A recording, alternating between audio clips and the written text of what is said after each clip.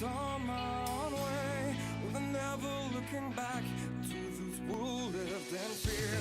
There was nothing I could do, there is nothing you said that could make me realize how much lucky I was. Just out of reach of the fire, was not aware of the nightmare.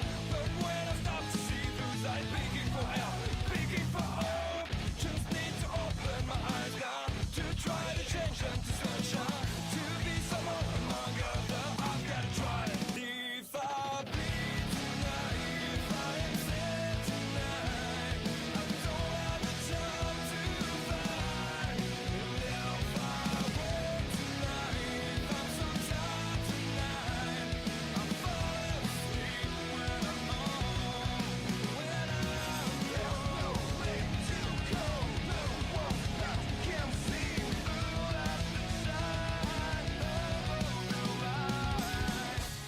I can see my life is crap, I have to see them too. I just live into my world, far from the pain, the fear. Just out of reach of the fire, was not aware of the start of hell. But when I stop to see through sight, begging for help, begging for hope, just need to open my eyes now to try to change them to sunshine, to be someone among others. I've got to try.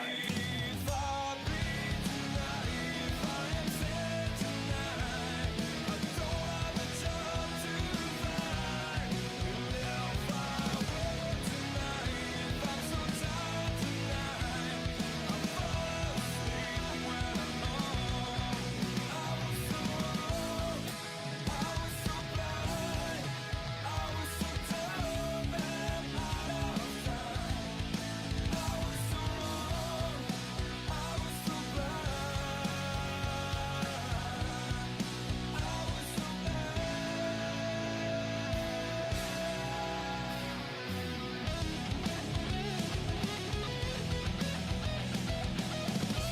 If I bleed tonight, if I am sad tonight, I don't have a job to find.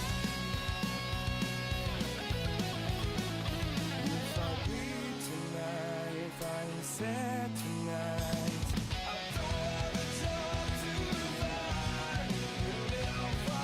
tonight, I'm so tired tonight, I fall asleep when I'm home, if I bleed tonight, if I am sad tonight, I don't have a job to find. And if I work tonight, I'm so tired tonight, I'll fall asleep when I'm home, when I'm home.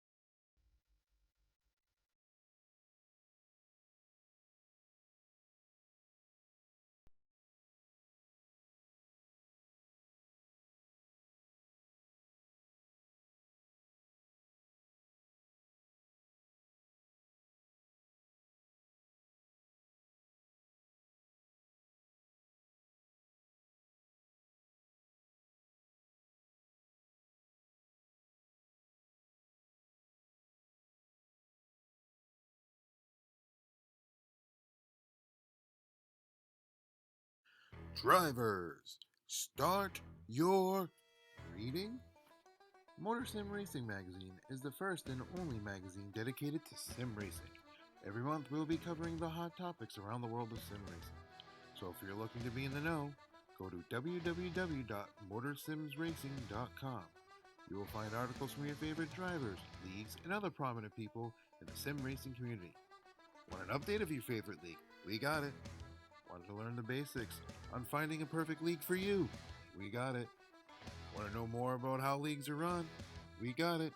So remember, when you want to know what's going on in the sim racing world, go to www.motorsimracing.com.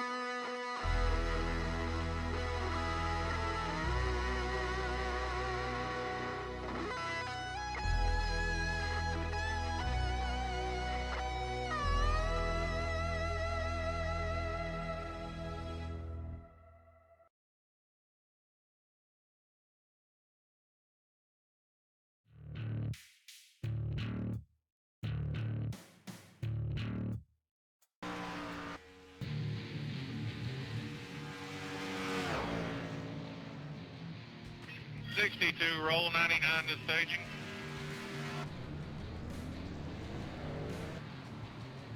All right, ladies and gentlemen, welcome here tonight. We're at Michigan International Speedway, Monday Night Thunder Grand National Series presented by MotorSim Racing Magazine. We're about to get set to do some bad, fast boys here, some Xfinity style racing cars, Brooklyn, USA. Weather sitting here at Overcast. Again, man, I want to welcome everyone out there. YouTube world, Facebook Live, Twitch, and Twitter. As always, here at OSR Network, we got something special. As always, we like doing revolutionary things here at OSR Network, and I think we've done another one here because tonight in the booth with me, and it's just something you probably just won't hear, see, or done. As everyone knows, I'm Joe White up here in the booth, but I am accompanied by Dave Everly, and everybody doesn't know who Dave Everly is.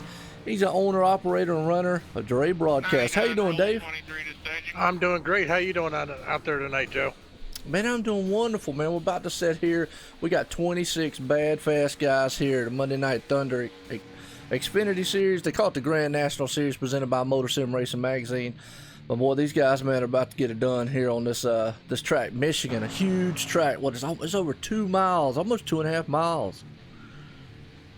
Yeah, and they got some wicked speed here at Checker flag 62. Michigan, definitely for sure. Looking in, coming across the start-finish line, these guys will be doing in excess of 195 mile an hour. Absolutely, and right now looking very good out here. So, like I say, man, I tell you what, it's just kind of just one of those unique things. A lot of people don't see or hear it a lot of times done. But you know, hey, look, I'm over here at the OSR Network. You're over there at Dre Broadcasting. We brought it together. You're up here in the booth with me. It's kind of cool, man, to get two different perspectives out here.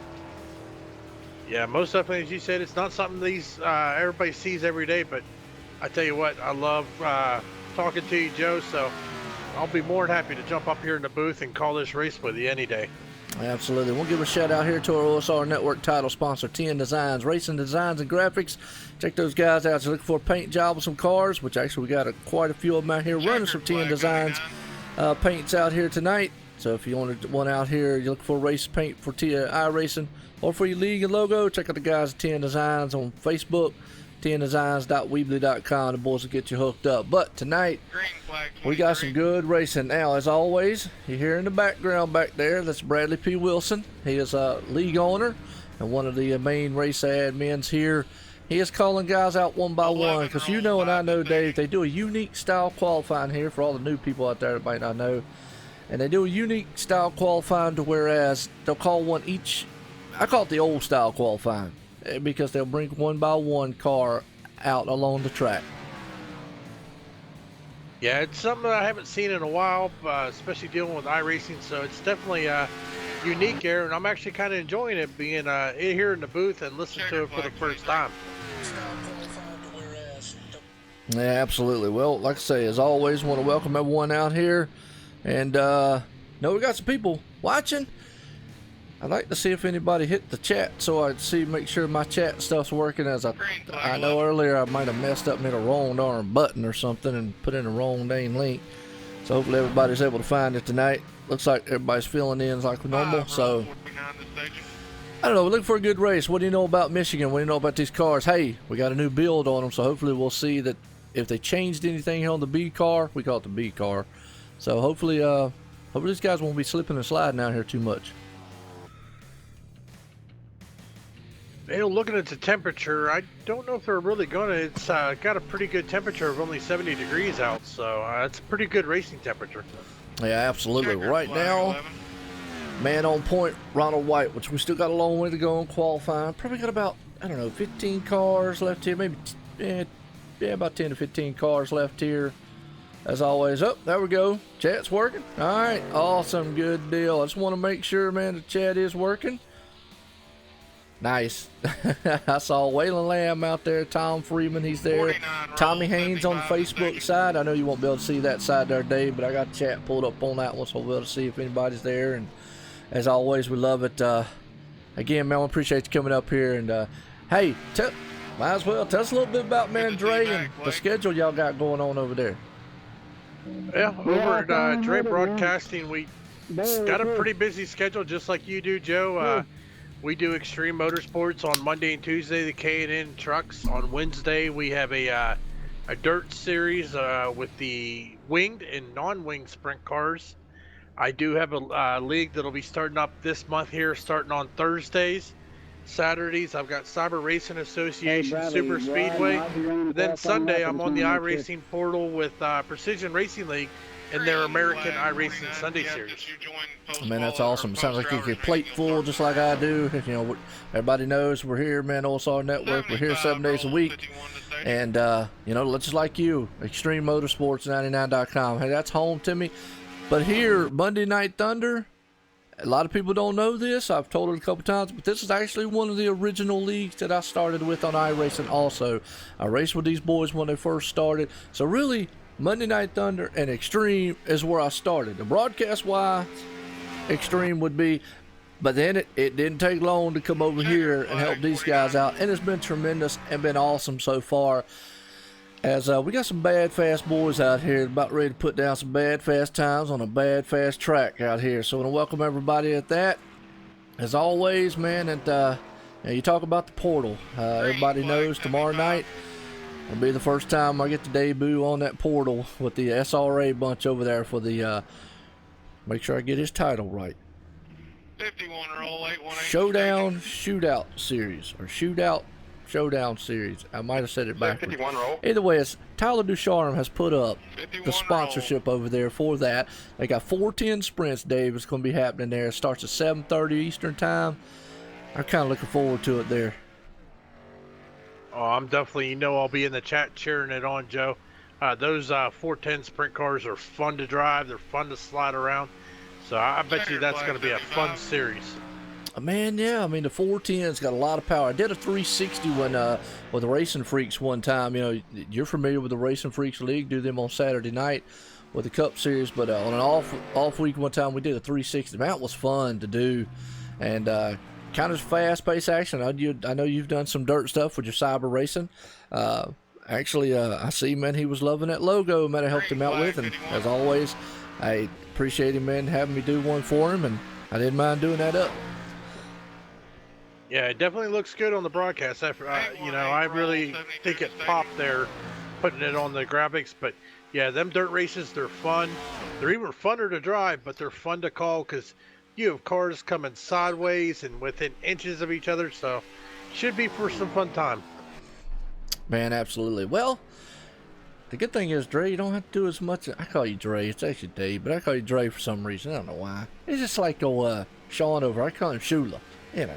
It's just the way they're running things, man. Checkered flag, 51.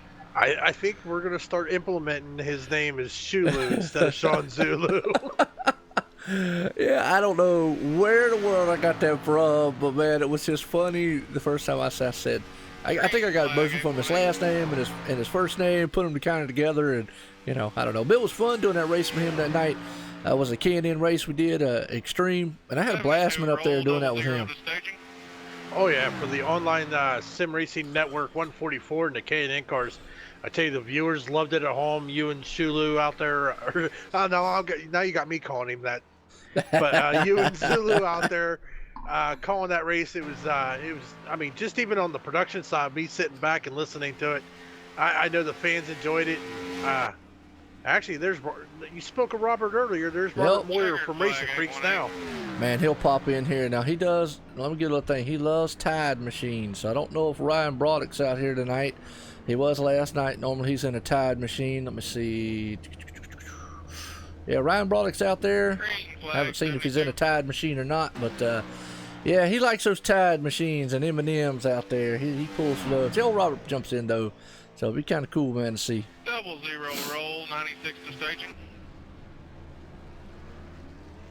Yeah, most definitely. I kind of miss racing with them guys over at Racing Freaks. It was one of the first leagues that I actually admitted for, and then I kind of got into broadcasting. Wasn't able to race with them, but I miss them guys over there. I do tune into your broadcast. Check them out. It's always great watching them guys race. Oh, man, yeah, they put on some excellent races. I actually had a good race this past week at Charlotte, just to say so. But we're here, man, at Michigan International Speedway here, a huge track that's got a lot of speed to it. It's awesome, bad, fast. Not quite as much speed as we'd see in a cup car where they'd hit like 205, 206. But these boys are going to hit 195, 198 mile an hour, man. And I tell you, right here, it is awesome. These guys are about to put it to the wind, as we're going to see. Looks like now we got 28 cars. Got a couple of them joined in here. As always, what's going on, John Marine? He's the man comes up in here. We call him our accountant. This guy right here, Dave, if you need any numbers or anything done, that man will keep them up for you right there. Oh, yeah. I've definitely talked to him quite a few times there in the chat. Seen him pop in there. Just talked to him last night on your broadcast. So, yeah, John Marine, good guy there. And, of course, Waylon and all them. Most of them probably know me as Dre, just like you do. Yeah, for some reason, man, I just say Dre. I don't know why. I know it's Dave, but hey. But like I say, we like smashing barriers here, making fans happy, man, here at OSR Network. It's all about fun. And it's not, I know a lot of people are like, well, man, what in the world, man? You're supposed to be competitors and all. Yeah, okay, that's fine and dandy. But you know what? The way I look at it, it's two guys doing what they enjoy to do, out here calling races. Because, hey, people know my story. They know I love doing this. They know I just love it. And I like getting up here and I don't talk much off the mic, but you get me behind this thing, and it seems like, man, I just run 90 mile an hour. I kind of have to differ on that talking behind the mic there, Joe. Come on, man. What's wrong with you? Hey, I'm just telling the viewers straight up. Green Joe flag, likes to 96. talk, but you know what? He's a great guy to be around, so I enjoy it. I hear you. We got Mark Broderick, and I got 43 to, roll, if I'm 77 not to mistaken, station. I know he's kin to Ryan Broderick, but I don't remember how. So maybe he'll tell me here in just a few. I don't know if he's the brother or something. I can't remember, man. I got so many family members out here. That's one another cool thing. We got family members that come out here.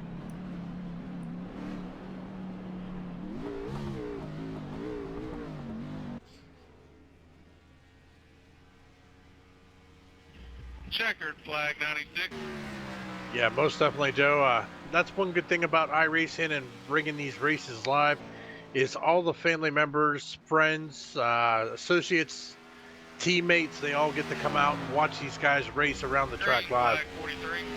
Oh, well, scratch what I said a minute ago. That is Ryan Broderick. It's just his iRacing account is shared under 77 his name. roll, 59 Okay. to staging. Gotcha. So who is Mark Broderick? Who's that?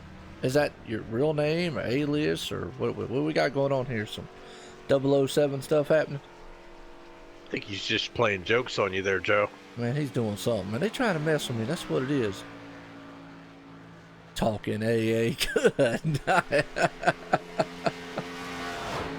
Robert's crazy. I tell you. Checkered flag 43. Oh, that I can attest to. Mr. Moyer there is kind of cuckoo for Cocoa Puffs. Well, you know, we got a nice man from the Netherlands out here in the track called Eric Tesh. Eric Tesh, he runs over here. He also runs, well, he runs all the series over here. Man's dedicated. He actually is from the Netherlands. I call it Netherlands. But he is from there. 5 hours away from him. The man's dedicated. But we call him the Iceman for the Netherlands. Because the way he drives, his style of driving is more set up for long green flags. He really likes green flags. So, and Mark said real name, the FB is watch. Oh, the FBI is watch. Oh, I got you. Okay.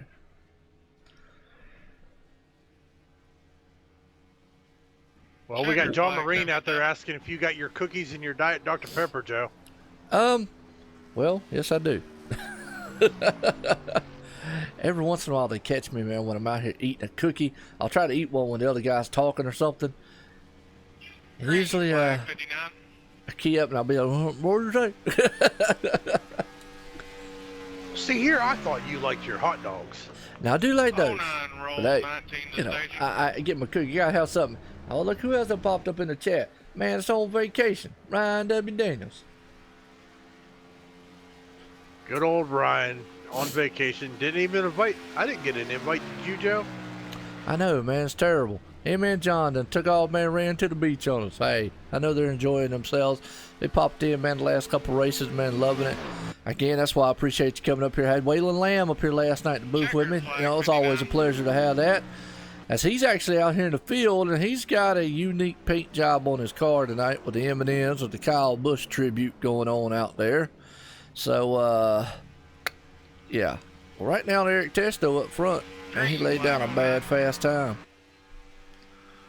Yes, he did. I mean, most of these guys are running some really good lap times. They seem to be, 19 to staging. you know, within a tenth or two of each other. So there is going to be a close race, close field.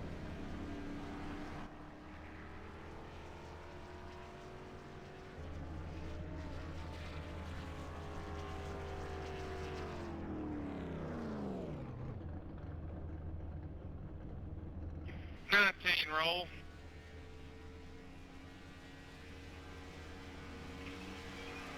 Got Mr. Ryan out there just realizing I'm in the booth with you, Joe. I think he's going to probably think I'm taking his job. Yeah, that's right. Trade him in for a new model. That is Dave. I wouldn't say a new model, maybe a more seasoned model. No, there you go. There you go. Yeah. Yep, Dre's up here with me. Like I say, man, you know, we like doing unique things here on our network. We love, man, showcasing awesome drivers, doing things with the leagues, doing things differently here. And tonight, actually, probably something very different that a lot of people don't see. You got two broadcasters, man, up here from two different companies up here. I say companies, but, you know, the two different broadcast chains up here and coming together, man, doing a race. And I think it's kind of cool, man, to come together and do that, because you don't see it very often. I'm not saying it hasn't been done. I'm not saying it don't get done, but you don't see it very often. It's very rare. And if anybody don't know, obviously you know who I am, Joe White, OSR Network, but this is Dave Everly. I call him Dre because it's from Dre Broadcasting, and he's got, you know, plate full, man, stacked up. Got Shula in the gang over there. Sean, obviously. I call him Shula. You know, and everybody knows who I got over here. You got another guy with you too. What's his name? Yeah, we on Wednesday nights and Thursday nights, I will be having a guy by the name of Tanner Sharp with me in the booth. Okay, cool. Aaron Sharp's what you go about? Tanner. Okay, Tanner. Yeah, I know I've heard him.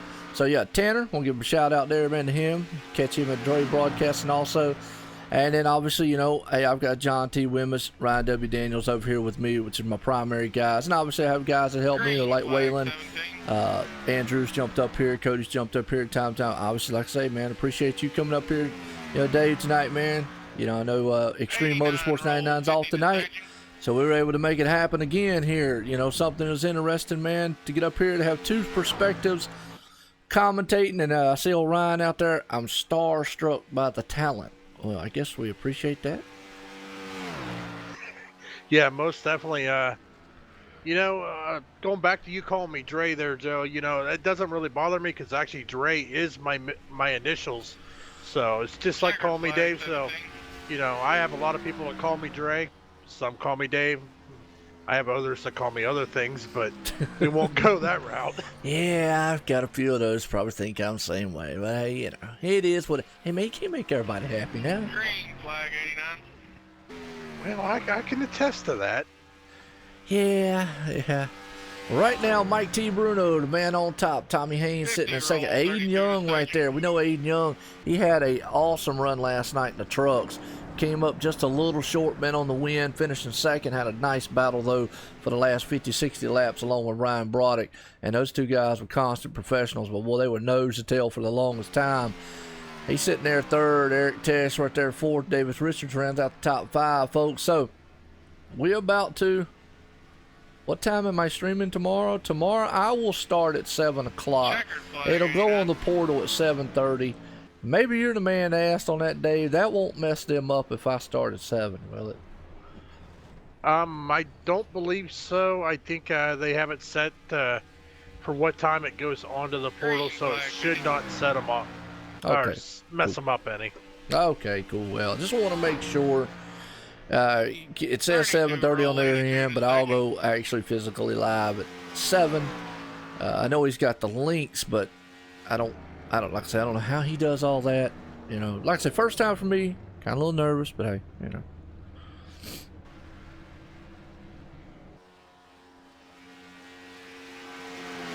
Say what?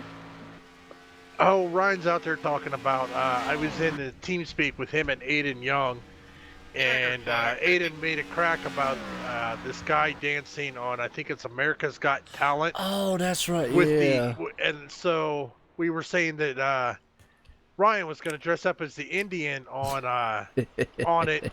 So what I did was I cropped his picture, his face, with his aviator glasses on the guy with the Indian, and so he gets a little kick out of it. Yep. Answer your question out there, David. It actually will be on the iRacing part. Actually, I just checked the portal, man, earlier, and then it said the next race is SRA Dirt. So that's kind of reassuring that actually it will actually probably be one of the first ones down there at the bottom. I guess that's how it works. You know better than I do. But either way, it will be there on the iRacing portal. If you go on the front page of iRacing and you click down there, you see the little yellow stripe and it says on air. If you click on the air, it'll be there. But normally, yes, I'm still going to have it on my YouTube. It will be on the OSR Network's YouTube. Now, obviously, different link style, but it still will be at OSR Network. It will still be Facebook Live, Twitch and all that, as we always normally did it. Actually, I did a test with that today to make sure everything's running. So, as always, man, we're still here in qualifying. We got about 4 or 5 cars left. Mike T. Bruno still the man on point here. Still looking good up top. Waylon Lamb's right there, pulled it in second. And as everybody can see, his M&M car tribute there to Kyle Busch. Waylon loves to make unique, I don't know, paint jobs.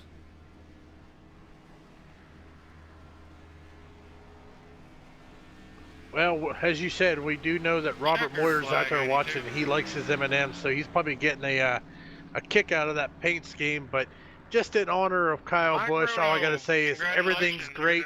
Mic drop. Absolutely. Well, like we just heard. We'll roll this race over in about 5 minutes. All right. Well, we're going to get a word with old Mike T. Bruno, tonight's pole winner here at Michigan International Speedway. See if we can get a word with him. Mike T. Bruno, Joe White in the booth. Got a copy? Thanks, Christian. About 5 minutes, Eric. Thank you. Mike T. Bruno, Joe White in the booth. Got a copy? 10-4, I got you, Joe. Well, I'll tell you what, Mike, got a bad, fast machine out there tonight. That number 19 machine, a Sim Specs PC power is flowing around here at Michigan International Speedway. How's the track feel? How's that new build on the car feel? It's the first night y'all boys going to get to race that. I'll tell you what, the car actually feels pretty damn good. I didn't get many practice laps in. I didn't realize we had all them updates earlier, but as far as the car and the track, I mean, I'm hoping it stays the way it is for right now, and I'm hoping I stay out front there. Awesome, good deal. Well, I'll tell you what, guys, man, remember on the interview stuff, y'all are live, but by the way, awesome congratulations again, man, to Mike T. Bruno for pulling this thing off tonight at Michigan. Hey, it's going to be awesome. I'm interested to see how these cars react around this track. With a new build, new car, as always, man, we got some viewers out here pumped up and excited. I'm excited. I actually got somebody up in the booth with me tonight. A lot of y'all know. I want y'all to welcome up here in the booth tonight for me because old Extreme's off tonight. Dave Everly, man, for Dre Broadcasting is going to help me out tonight, so it ought to be interesting, man, to watch the show and listen to. Guys, we'll see you at the end of this one. Good luck, gentlemen. All right, there you go. He seems to think, man, the car feels pretty good. Yeah, but, I mean, from experience, Joe, doing their qualifying run and then getting out there with 25 other machines around you, inches apart, you know, that could kind of mess up your handling just a little bit, especially if it sucks the air off that back corner coming around these turns that the speeds are running. Yeah, absolutely. Well, and you're right. When they get out here around in traffic with all the other guys around here, that's when we'll tell the tale whether or not, you know, what it's going to be like, basically. So definitely want to, it's going to be interesting because we got 20, let's see, is Brad in the field here? If Brad's in the field, then it's only going to be 28. If he's not, it's 29. Trying to look and see if I see his name. I don't see him, so as of right now, I'm going to say there's 29 machines out here. It's going to take this field here, green flag tonight. A couple of them opted not to make qualifying runs. So it's going to be interesting. Like I say, he's got a bad, fast car, man. We know Mike T. Bruno. He came up, did well last night. Waylon Lamb's got a fast car. Tommy Haynes looking good. Hey, you know, it's going to be an interesting day because, hey, I'm probably like you. I don't know. We don't know what this car is going to do now. They've changed the tire physics. They've put these, and just for everybody to know, they've actually said on the Xfinity car, they have put these things to the 2017 specs of what the real Xfinity cars are. Now, without me having to go and read everything, I do know that's a lower downforce package and a few other, you know, tweaks and, you know, tunes and here and there. But it could mean a totally different setup on how this car drives, handles, and all. Could be a lot better, could be a lot worse. We don't know. Time will tell, like you said. I'm just looking for some great racing tonight. Yeah, I've watched these guys race on your broadcast. These drivers usually put on a great race. It'll be interesting to see how Waylon Lamb is going to do. They're sitting in second position on the restart. But, I mean, it's got a star-packed field here, so we should definitely see a lot of great action here at Michigan. Yeah, absolutely. Got star-studded, as I usually like to say on this thing. I mean, these guys about to put it to the wind here tonight. And let's just real quick give you an idea of what we got. We got 115 laps of bad, fast boys around here. So it could go by pretty quick. Could go by pretty slow, depending on, cautions. Sometimes cautions breed cautions. But nonetheless, a lot of changes. Everybody knows it's week 13. We're getting set here to go green flag racing. Week 13 for iRacing. What that means to us and all the iRacers is basically new builds, new updates, new things to mess with, play with, and all that gadgets and good stuff. Got a few new cars. Call one or two, maybe one tracker was out there added. But these guys, man, now are gridding up here. Let's go through the top grid here. As the night's pole winner, Mike T. Bruno putting it on pole. Waylon Lamb sitting right there in second. Tommy Haynes starting third. Aiden Young right there in fourth. Eric Tess starting fifth. Davis Richards in sixth. Ryan Broderick starting in seventh. Ronald White in eighth. Old Blake Phelan starting in ninth. And Michael Redding rounds out the top 10. As I go through the rest of this field here, Dave, star-studded. That's what we just said a minute ago. Any one of these guys at any given time, it's an unknown out here for this car, this track, and this setup, because none of these guys have had a lot of time to run them, a lot of time to test, but we still know that a lot of these guys, they've got the talent to get it done tonight. Yeah, most definitely there, Joe. So, like you said, it's going to be fun-packed. 29 machines out on the starting grid. They are going to be running inches apart, 195 plus mile an hour. Definitely can't get no better than that. Man, absolutely not. I think you just said 190-some, man, nose to tail right there with each other's bumpers. Now, probably is if we get a long green flag, they'll spread out just a little bit. But there'll be no harm, no foul nonetheless here. As real quick right there, Monday Night Thunder, the Grand National Series presented by MotorSim Racing Magazine, Michigan International Speedway, Brooklyn, USA right there, folks. As we're getting set here, pace car is going to start off and take these little machines flying around here. And folks, I hope y'all pumped up and ready. As always, I got old Dre up here with me in the broadcast booth. Me and him's ready to call this awesome action with 29 bad, fast dudes tonight. Oh, most definitely. Here's the pace car is starting to roll, so these guys are getting their tires warmed up here, ready to get this race underway. As you said, Joe, 115 fast action pace laps. It's going to be entertaining as heck. Absolutely. Right now, they'll do one, and looks like I got a car in the back there spinning around. Well, I might have spun his tires a little bit or something. We'll get back in line. As this is a long track, if I'm not mistaken, this is a 2.5 mile track, isn't it? Or is it a 2 mile track? That would be a 2 mile track there, Joe. Okay, cool.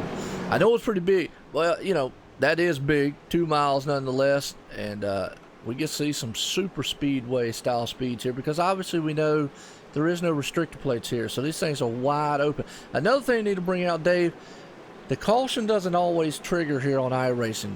This is one of these unique tracks, just like Indy and I think sometimes Daytona, Talladega, is if they spin far enough on that infield or whatnot, it won't trigger a caution because they're way off the racing surface. That's another thing we'll have to keep an eye on.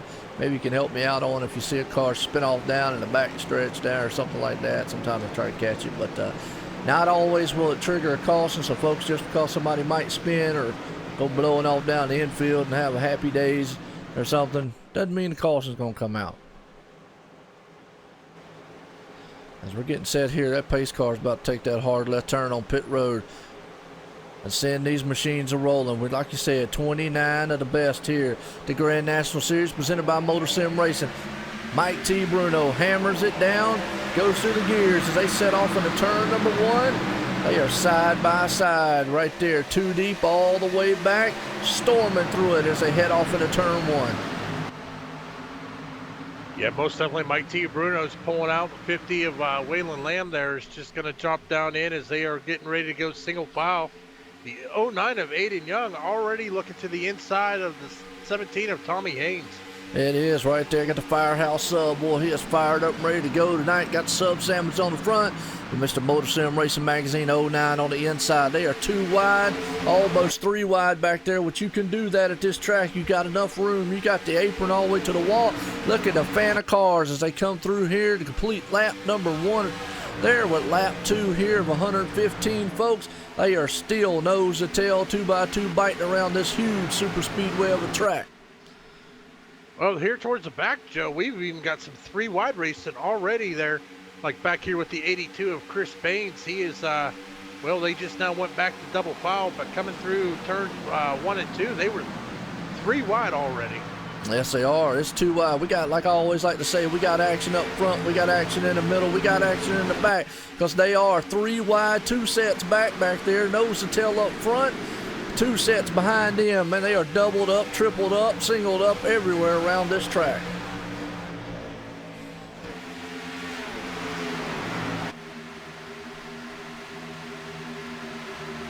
What you seeing out there right now? Well, I'm still kind of watching here in the back. They're all double foul here towards the back of the field here. Meanwhile, up in front of them, looks like they've all kind of came down into single foul action right now. Yeah, oh boy, I tell you what, Jason Burgess right there almost got up high up into, looks like Spence Thompson. He's got a little tight coming off the turn, but you're right, I'm watching this back here in the back. These guys are almost 4 wide back there as they came through the line that time by for lap 4. They're still locked 3 wide, 2 wide back here. They are doubled up big time as they are racing hard back here in the back of the field. That's about, what, 15 on back? Yeah, it looks like about 15th place on back here to the back. They're all double foul, as you said. Just trying to jockey for position, it looks like. Absolutely. Right now, riding along here with Michael Redden. He's got his hands full behind him. David A. Levine's right there in front of him. That would be Blake Neese. And then we got looks like Jason Burgess right there, Gordon Larson. And behind him, the 3 wide. Like I say, got action all over here. Like you said, they're spread out, man, nose to tail up front. So looks like this car, actually, they got it handling pretty good right now. So I think these guys, men, are driving the wheels off of it. Yeah, most definitely here, first 5 laps. I mean, we've already seen 3-4 wide, so we know these cars can stick to the track here as they are entering the turns at 185 to almost 190 mile an hour, just hammering down. Yeah, absolutely. Well, and you're talking about like what John just said, almost hitting 200 mile an hour before they hit the turn. Actually 100, 200 in the draft, yep, before they got to bring it down to go into the turn at 180 some mile an hour. Right there, Davis Richards sitting in the 5th spot. Got Ryan Brodix trying to pull it up. He got the Pure Later machine. He has purely been rolling right now in that 32, looking very good doing it. Yeah, just a little further there, the 09 of Aiden Young all over the back bumper there, the 17 of Tommy Haynes. Not really pushing, but just letting him know he's there as he looks like he is going to try to make a move on the inside of the 17 here, coming down in through the dogleg across the start-finish line. Yep, and they crossed the line, lap 7 here of 115. They are door-to-door wheeling in a turn number 1, the 09 versus the 17. Tommy Haynes on the high side, Aiden Young on the low side there. MotorSim Racing Magazine versus Firehouse. One's got a magazine, the other one's got subs. That's a good combination to have right there, Dave.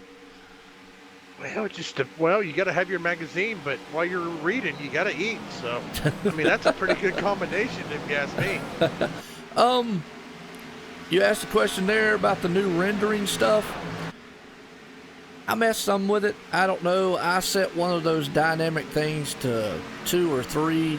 I don't know what it does yet, but hey, let me know if you see a difference. So I did set one of them to like 2. I haven't had time to play with it, so I really don't even know what it does yet. He's talking about the new feature they added when the replay thing. You know, I've read on that on the forums and stuff, but I haven't messed with it either, so I think that's something I'm going to have to do the next couple of days.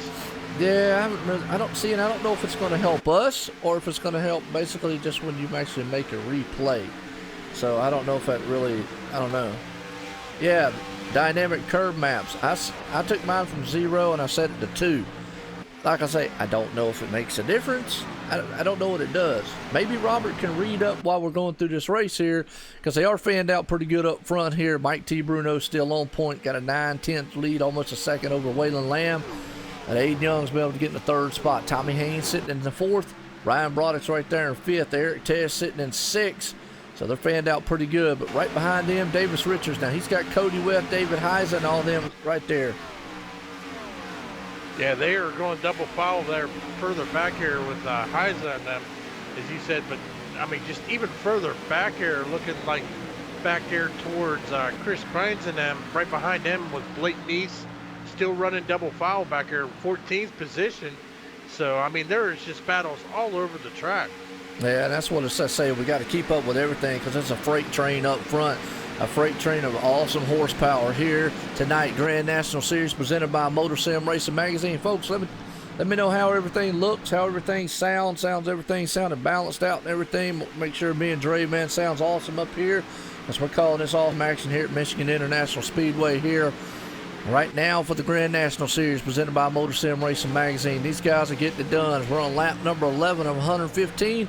So far, looks like, man, these guys have been able to hammer down with these B cars and having fun doing it out there. Yeah, going back up front here, Joe, it looks like the 09 of Aiden Young was able to get around Waylon Lamb as he is going to try to track down the 19 of Mike Bruno. Looking at the gap, he has got about 8/10 to make up, but Bruno's keeping that gap pretty consistent, not just quite letting him catch up. Absolutely. Well, right now, yeah, I was watching back here in the back. Looks like Blake Neese is slow on the inside there. Another thing, I want to give a shout out, Blake Neese. Haven't seen him in a while. He's been dealing with some school stuff. As always, man, is trying to get him a higher education, as we like to say it. But he's got an awesome sponsor. Oh, he goes a little wide. He has to get a little off for that one. He's coming out of the turn. But he's got John T. Wimmis's website, Simracing. Hang on a minute, I'll tell you exactly what that thing says. Simracing, haven't heard it in a while. SimRacingSponsors.com, that's it. And I'll tell you what, he's got the left side of that thing crumpled up. Don't know what he's hit or who he's hit or anything like that, but he's in a good battle going on back there at 16th spot. Yeah, he's right there because he's got the 43 of Craig Lerman right there behind him, but he is still wheeling down. Even though he's got that left side damage, he is still keeping up at speed and making passes. Yeah, he is. He's actually not slowed him down. What's going on, George? Well, to the chat. Oh, and he goes into the wall. Hard lick. He's able to stay up there, keep out of the way of everybody. Good job, everybody getting around that. It could have been disaster. But let's go back on the replay here just real quick. We caught most of it live, but hey, we'll let the viewers get a chance. Here's because high speeds, man, right there during that one. And we'll just see if he got loose. He got a good run on the 23 going into the turn there, Dave. I don't know if that damage might have hurt him just a little bit as they were side by side going to the turn. He comes up. He's going to the turn and, oh, just like he checked up. 23 was there. And they just made contact with each other, one of them racing deals. Unfortunately, he went to the wall pretty hard. Yeah, he's got some pretty good damage on that machine of his, that's for sure. Well, this is going to give us a chance to talk to the driver out here. I think we need to talk to the leader now that we've ran 14 laps on the green, just to see how well this car is, how well it's handling, and how well it looks good. Never touched. Mike T. Bruno, Joe White in the booth. You got a copy?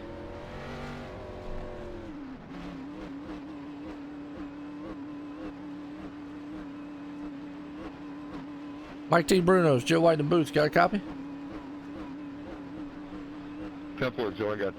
Well, I'll tell you what, we've been on a good green flag run right there. Kind of give you a good representation of how the car is, because you're looking good out front in that 19 machine. So how is the new build on the car? How's the tires feel? How's the track feel out there so far? Feels pretty good so far. Started to tighten up a little bit there. Hoping to get another long green flag run and see how this thing goes. All right, good deal. Well, I'll tell you what, look good. There's a Sim Spec machine out there, keeping it out front. By what you felt so far, you think you got the car tonight to bring it home at lap 115? I think I do, bud. Just got to try and stay out front here and stay out of trouble. Absolutely. We're looking good and sharp out there as always, guys. Man, that was some awesome racing, man. I tell you what. And it's going to be interesting throughout this race. Hopefully we go green flag the rest of it. If we don't, but it'll be interesting to hear some of the drivers' perspective on the new build and what it is. Because, hey, you know, me and Dave up here talking about it, gentlemen. But we'll see you at lap 115. Good luck, gentlemen. All right, man. Well, he seems to feel, you know, pretty confident about the car, the build, and how it is. Well, it seems like it's handling pretty good. These cars are sticking to the track, so looks like iRacing definitely fixed the with the new package. So, but it looks like most of the drivers are enjoying it. That's for sure. Here is we actually have a new race leader, the 49 of Michael Redding, currently out front in that Evel Knievel Camaro. Absolutely, yep. That's what I call him. I call him Mr. Evel Knievel. Got that Evel Knievel machine out there running. Look at Evel doing it. He's staying out at Michael Redding. He definitely knows how to get around this track. And, yeah, like I say, I played with it a little bit. I've got mine set at 2. Like I say, I didn't know what it did, but I just said, well, why not? We'll try. So let me know if it looks any different. I mean, you know, my eyeballs, as old as they are, they look about the same to me. We know you're not that old, Joe. I'm getting older this month, man. I get older in July, so I feel you. Well, there's a good close-up shot of the Mike T. Bruno's. Maybe what he's talking about to give a good representation of if it does look any different. I don't know, but who knows? I got mine on 2.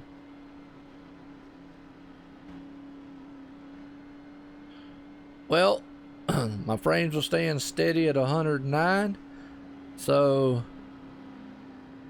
I don't know. Me and Dave, you know, we invested in some horsepower machines over here to try to bring y'all people the best that we possibly can, and that's another thing, man. As always, we love doing it.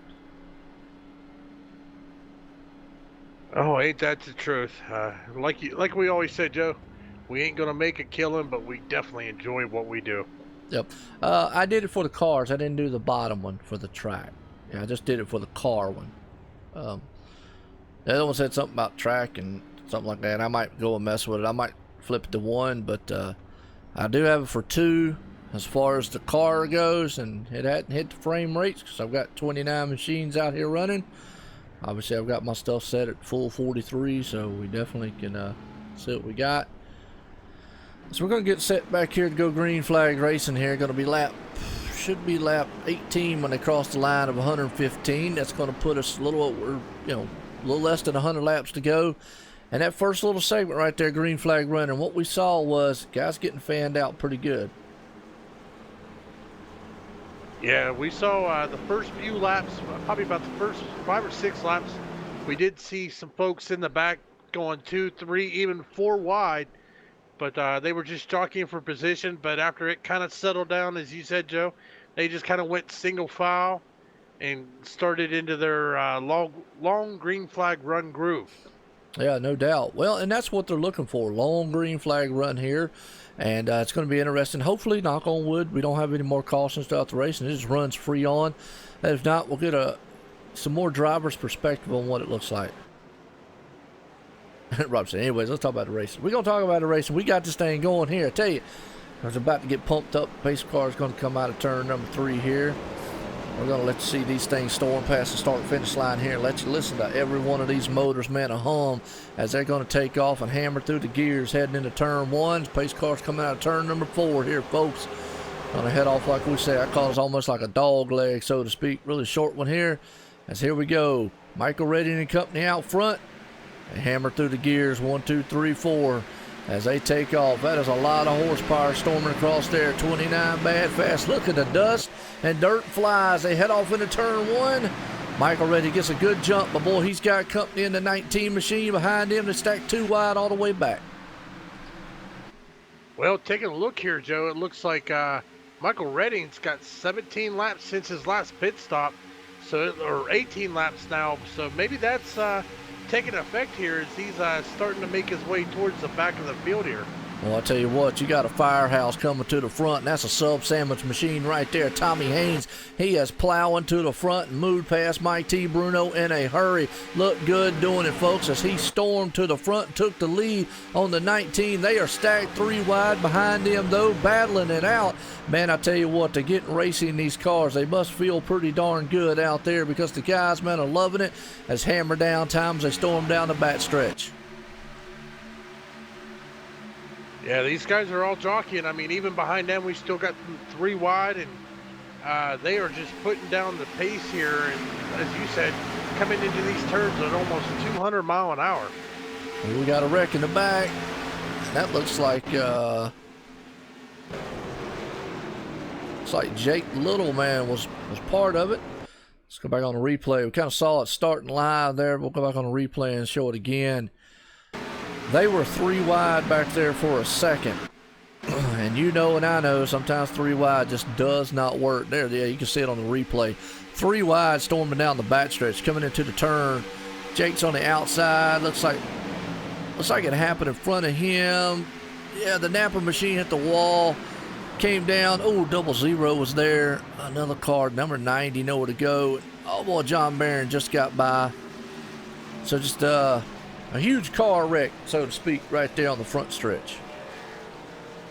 Yeah, we got a few machines down on pit road getting some service to 00. Looked like he had to have a tow.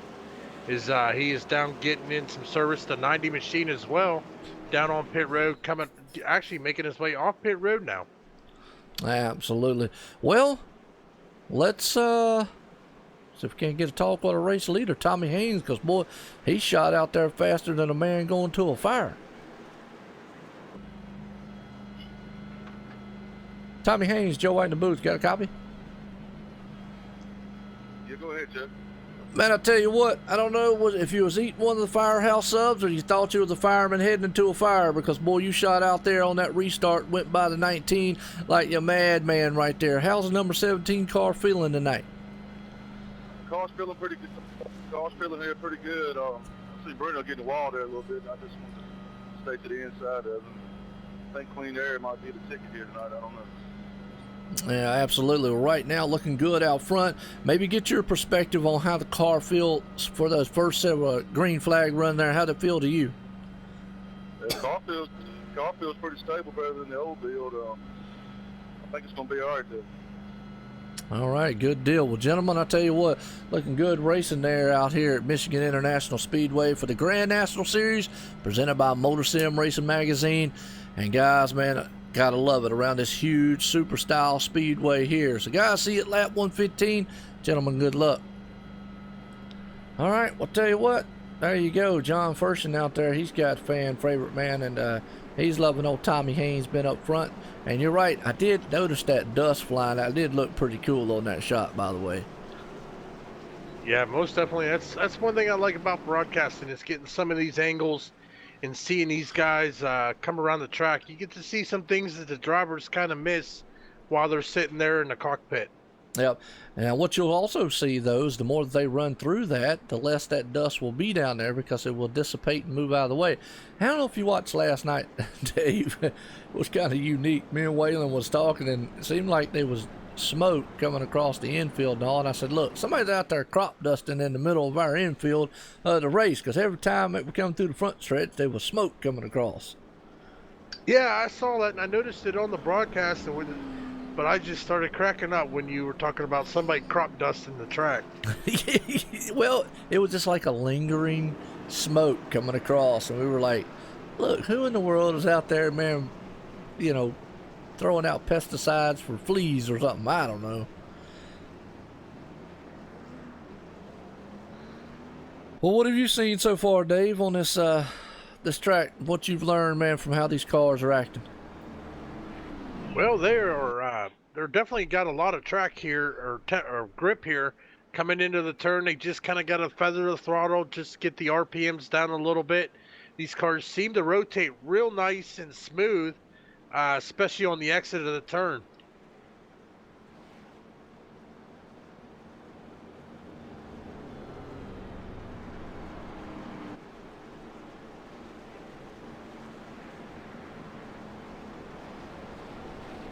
But taking a look here at the front of the field with you, Joe, you've got Haynes up front, Bruno second, Lamb third, Richards running in fourth, Aiden Young rounded out your top 5. So these guys have pretty much been running up front all night.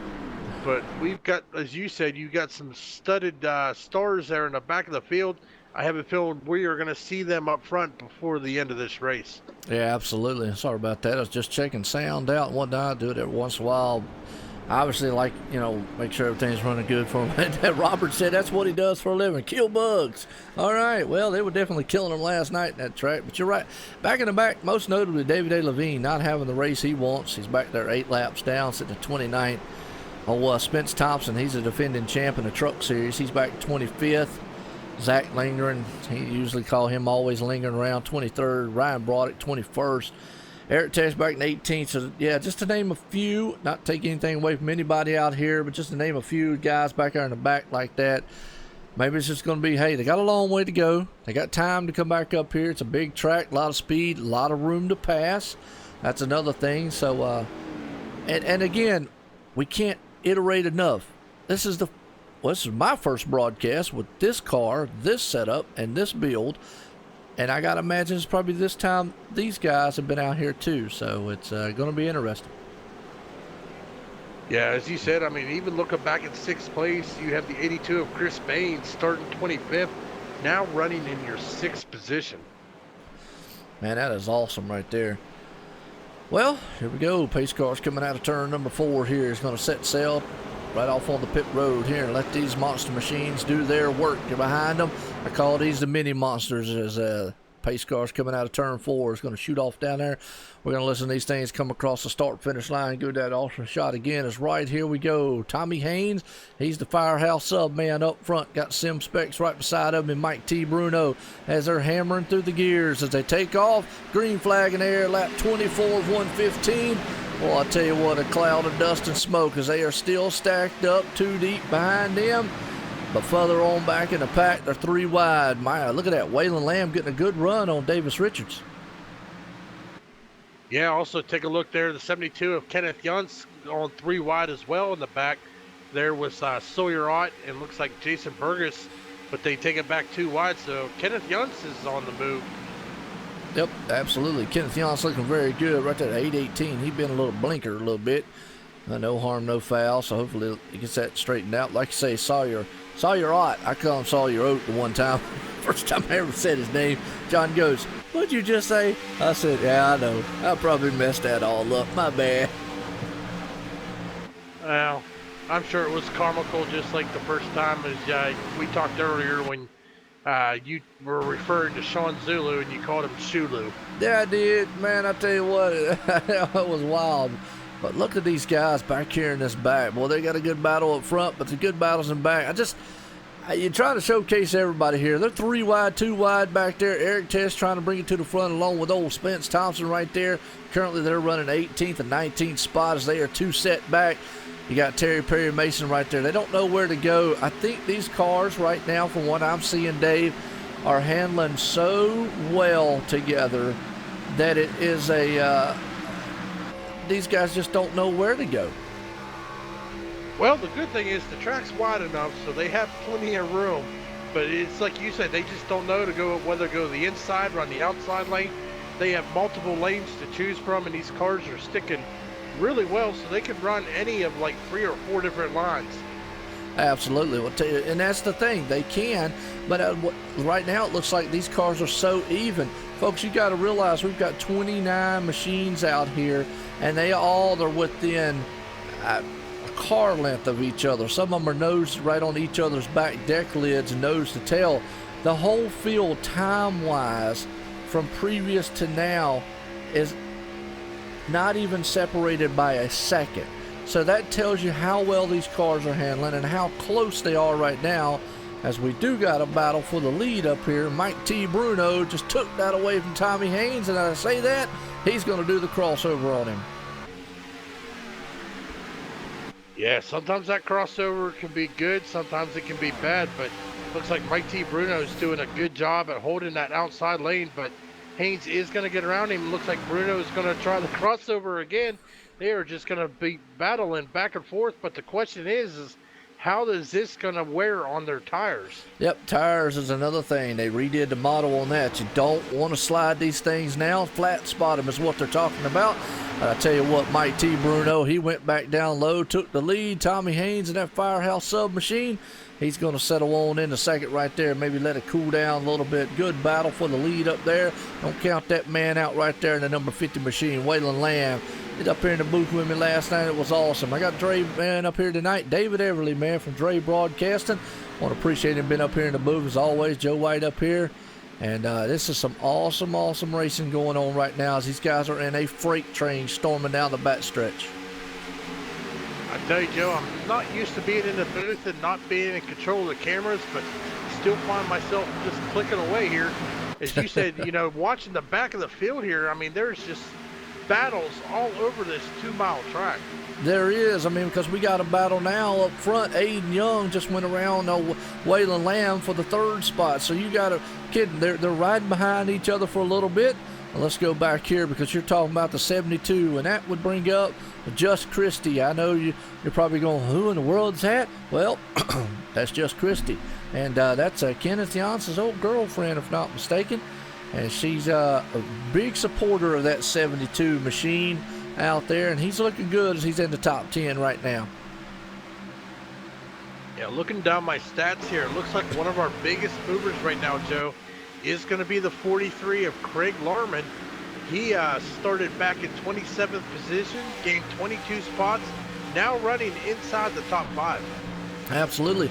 Definitely. That's a good jump right down. Now, Craig Lerman's another one out here who has definitely been able to move up as it, here we go. Let's go up to him here just for a second. He's been one that's been able to move up through the field, and I apologize to him. Me and Dre was trying to get his paint job to work at the beginning of this race, and it still looks like that Xfinity bug from paints. And I've even swapped to a new paint program, and we just can't get it to come up. It just, for some reason, didn't like it. But he's supposed to be in an Air Force. I think it's Air Force. Is that what it is? Yeah, he's in an Air Force Chevy Camaro right now, looking pretty good. So yep. He is, yeah, we'll have to get that fixed for you, Joe. Yeah, like I say, that one's just, wow. And then speak of Christie, and look who jumps out there. I didn't say old girl. I said girlfriend. A little lost for words there for a second. Yeah, Joe. That's unusual for you. Look, you were hearing things, and the speaker man messed up during that part. I meant to say Kenneth Janssen, the old man running around out there, and it's looking pretty good. The 72 machine. Joe. It's terrible, ain't it, man? Terrible. Oh, well, he is looking good. Right behind him, though, Davis Richards bringing Birdie's construction machine up front. As he's right there fanned out. He's got old Sawyer Ott right there on the backside of him in 10th. Speaking of Kenneth Johnson, moved up to 8th already. And Blake Neese right there. He's trying to battle in. He's trying to get on the inside of the DeWalt machine.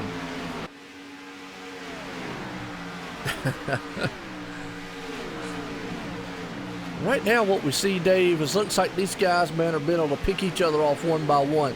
They're fanned out pretty good. Still the field is within a second of each other. I mean, that's actually phenomenal to see a field be that close.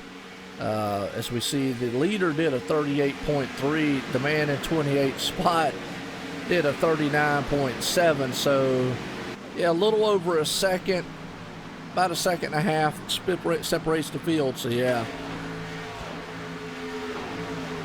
Yeah, but it looks like, as you said, you know, Mike T. Bruno's on a mission there. As he has actually put down the best lap of the night with a 37.556. So he is putting down blistering times, but he is under fire right now from the 17 of Tommy Haynes and the 09 of Aiden Young, as they are starting to pull away from the rest of the field. Well, right now, Mike T. Bruno's got his hands full with Firehouse submachines. He's looking on the inside, looking to take that spot again. And like you just said, here comes the 09. He's going to follow in the tire tracks of the 17. He's going to say, hey, look, oh, the 7, boy, I tell you what, Tommy Haynes went up there and flirted with disaster. They're 3 wide coming to the line. Who's going to have it? Man, if that was the end of the race, that'd been a photo finish. Would have had a stop on, but I had no idea. That was close. They are still locked 2 and 3 wide. This is the battle for the lead right here, folks. Well, Joe, looking at my timing and scoring, it looks like that right there at the line, it actually gave it to the 09 of Aiden Young. Wow, I'll tell you what, then if it did, it gave it within inches right there because they were locked all together, man, like some peanut butter and jelly sandwich. And right now, here comes a Firehouse, man, pulling it right back on the back of Mr. MotorSim Racing Magazine, Aiden Young. As them boys, man, are coming out of the turn. They're coming this time my lap 37 and 115. This is a great battle for the lead right here. I tell you, there's one man behind him that's happy to see this. That is going to be the 50 of Waylon Lamb. Watching these guys battle it out is going to slow him down and possibly give him a chance to get up there, as he is actually starting to close in on him a little bit. Absolutely. They keep battling. That's going to bring him up front. Mr. Waylon Lamb, he's eating M&Ms, just waiting for these guys to make a mistake. Mike T. Bruno is still holding on point up there. Aiden Young did this last night. The boy Tommy Haynes has got this thing figured out right now, and he's got Firehouse Sub, man, subbing around this thing, this track at Michigan International Speedway, and looking good. But, boy, I tell you, Aiden Young came close to winning one last night, folks. If you missed that truck race at Dover, and go back and check out that thing, because the last 60 laps, the battle him and Ryan Broderick put on was tremendous right there. And right now, he is rolling in the footsteps of Mike T. Bruno. Well, speaking of Ryan Broderick, he is in tonight's race, currently back in 18th position. So I have a feeling we'll be seeing him up front, maybe even trying to battle that 09 again. Yep, absolutely. These guys going to come to the line this time by. Going to see who takes it this time by. Mike T. Bruno still the man out front. As we see this whole field storm by the line here. As you can use the apron all the way to the thing. It's such a huge track here. So watching all these cars, man, just storm by the line right there as they head off into turn 1. Mike T. Bruno still in control. Aiden Young's trying to run him down. Now they've separated themselves a little bit from Tommy Haynes, as Waylon Lamb's trying to run him down. Craig Lerman's back there, and we're under caution. Well, Joe, that looks like that is going to involve the 21 of Blaine Falone. All right, yeah, unfortunately right there. So we'll see what happens here. 21 right there, Mr. Applebee's machine. See what happens to him on this restart. He's awful slow in the back there. Oh, he just goes high, gets to the wall, jumps right off, corrects it coming down. Good job by the 11 car there, though. Going, woo, don't come back up on the track. So just a self spin. Looked like the car pushed on him a little bit. Unfortunate on his end. So, well, that's going to give us a chance to talk to somebody else here. You got anybody, favorites out there you want to talk to? You want to hear from? Let's see here. Let's see. We'll probably talk to our biggest mover right now, which would be the 43 of Craig Lehman, Okay. jumping up 22 spots. All right. We go talk to him. Let's go. All right, here we go. Craig Lerman's Joe White in the booth. You got a copy? I got you, Joe. Go ahead. I got you. Well, I'll tell you what, that 43 machine, you're looking good out there, flying high. You started 27th. You've been able to bring it to top 10 right there, top 5. How's the car feel? How's it handling for you?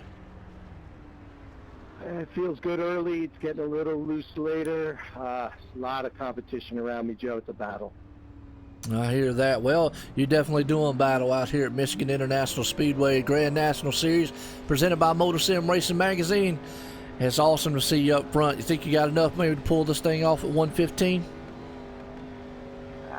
I'll give it my best. At this point, I'm going to say it's going to be tough. All right, we'll keep trucking up there into the front. Guys, man, awesome racing so far. Love every minute of it, man. I tell you what, some good sportsmanship going on. Hey, it's lap 41 here, 115. We're closing in on the end. I'll see you at 115, gentlemen. All right, we'll tell you what, he's feeling kind of optimistic, so to speak, there. pass a lot of cars, but he understands a lot of great competition around him. Yeah, and I mean, also just looking at the fact that we got 75 laps remaining, so I mean, he's still got probably about at least maybe another pit stop or two to be able to complete this race. Yep, absolutely. Well, I'll tell you what, just noticed old John T. Wimmis popping in. I got caught up in the action so much, didn't notice that. So, awesome, man, to see him out there, man. Come out here, man, and enjoy the racing as always. And it has been a good race so far.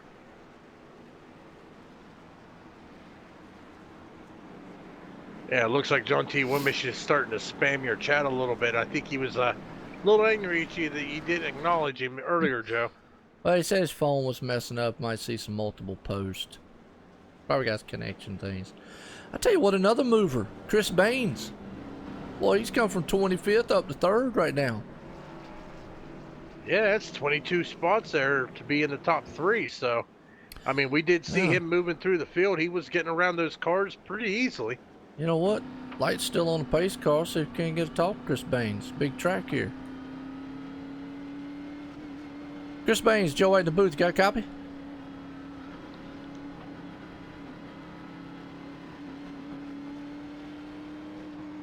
Chris Baines, this is Joe White in the booth. You got a copy?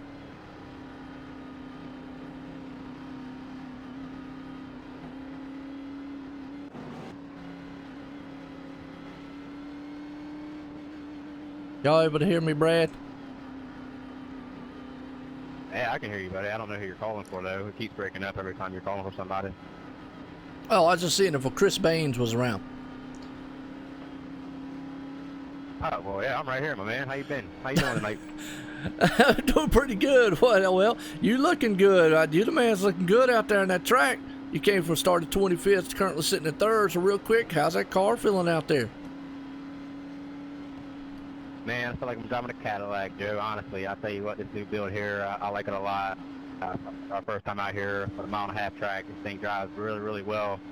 During the course of a long run, it kind of goes away a little bit, a little tight, a little snug, but I can manage that with a little bit of throttle control. But just really happy to be out here doing what I'm doing.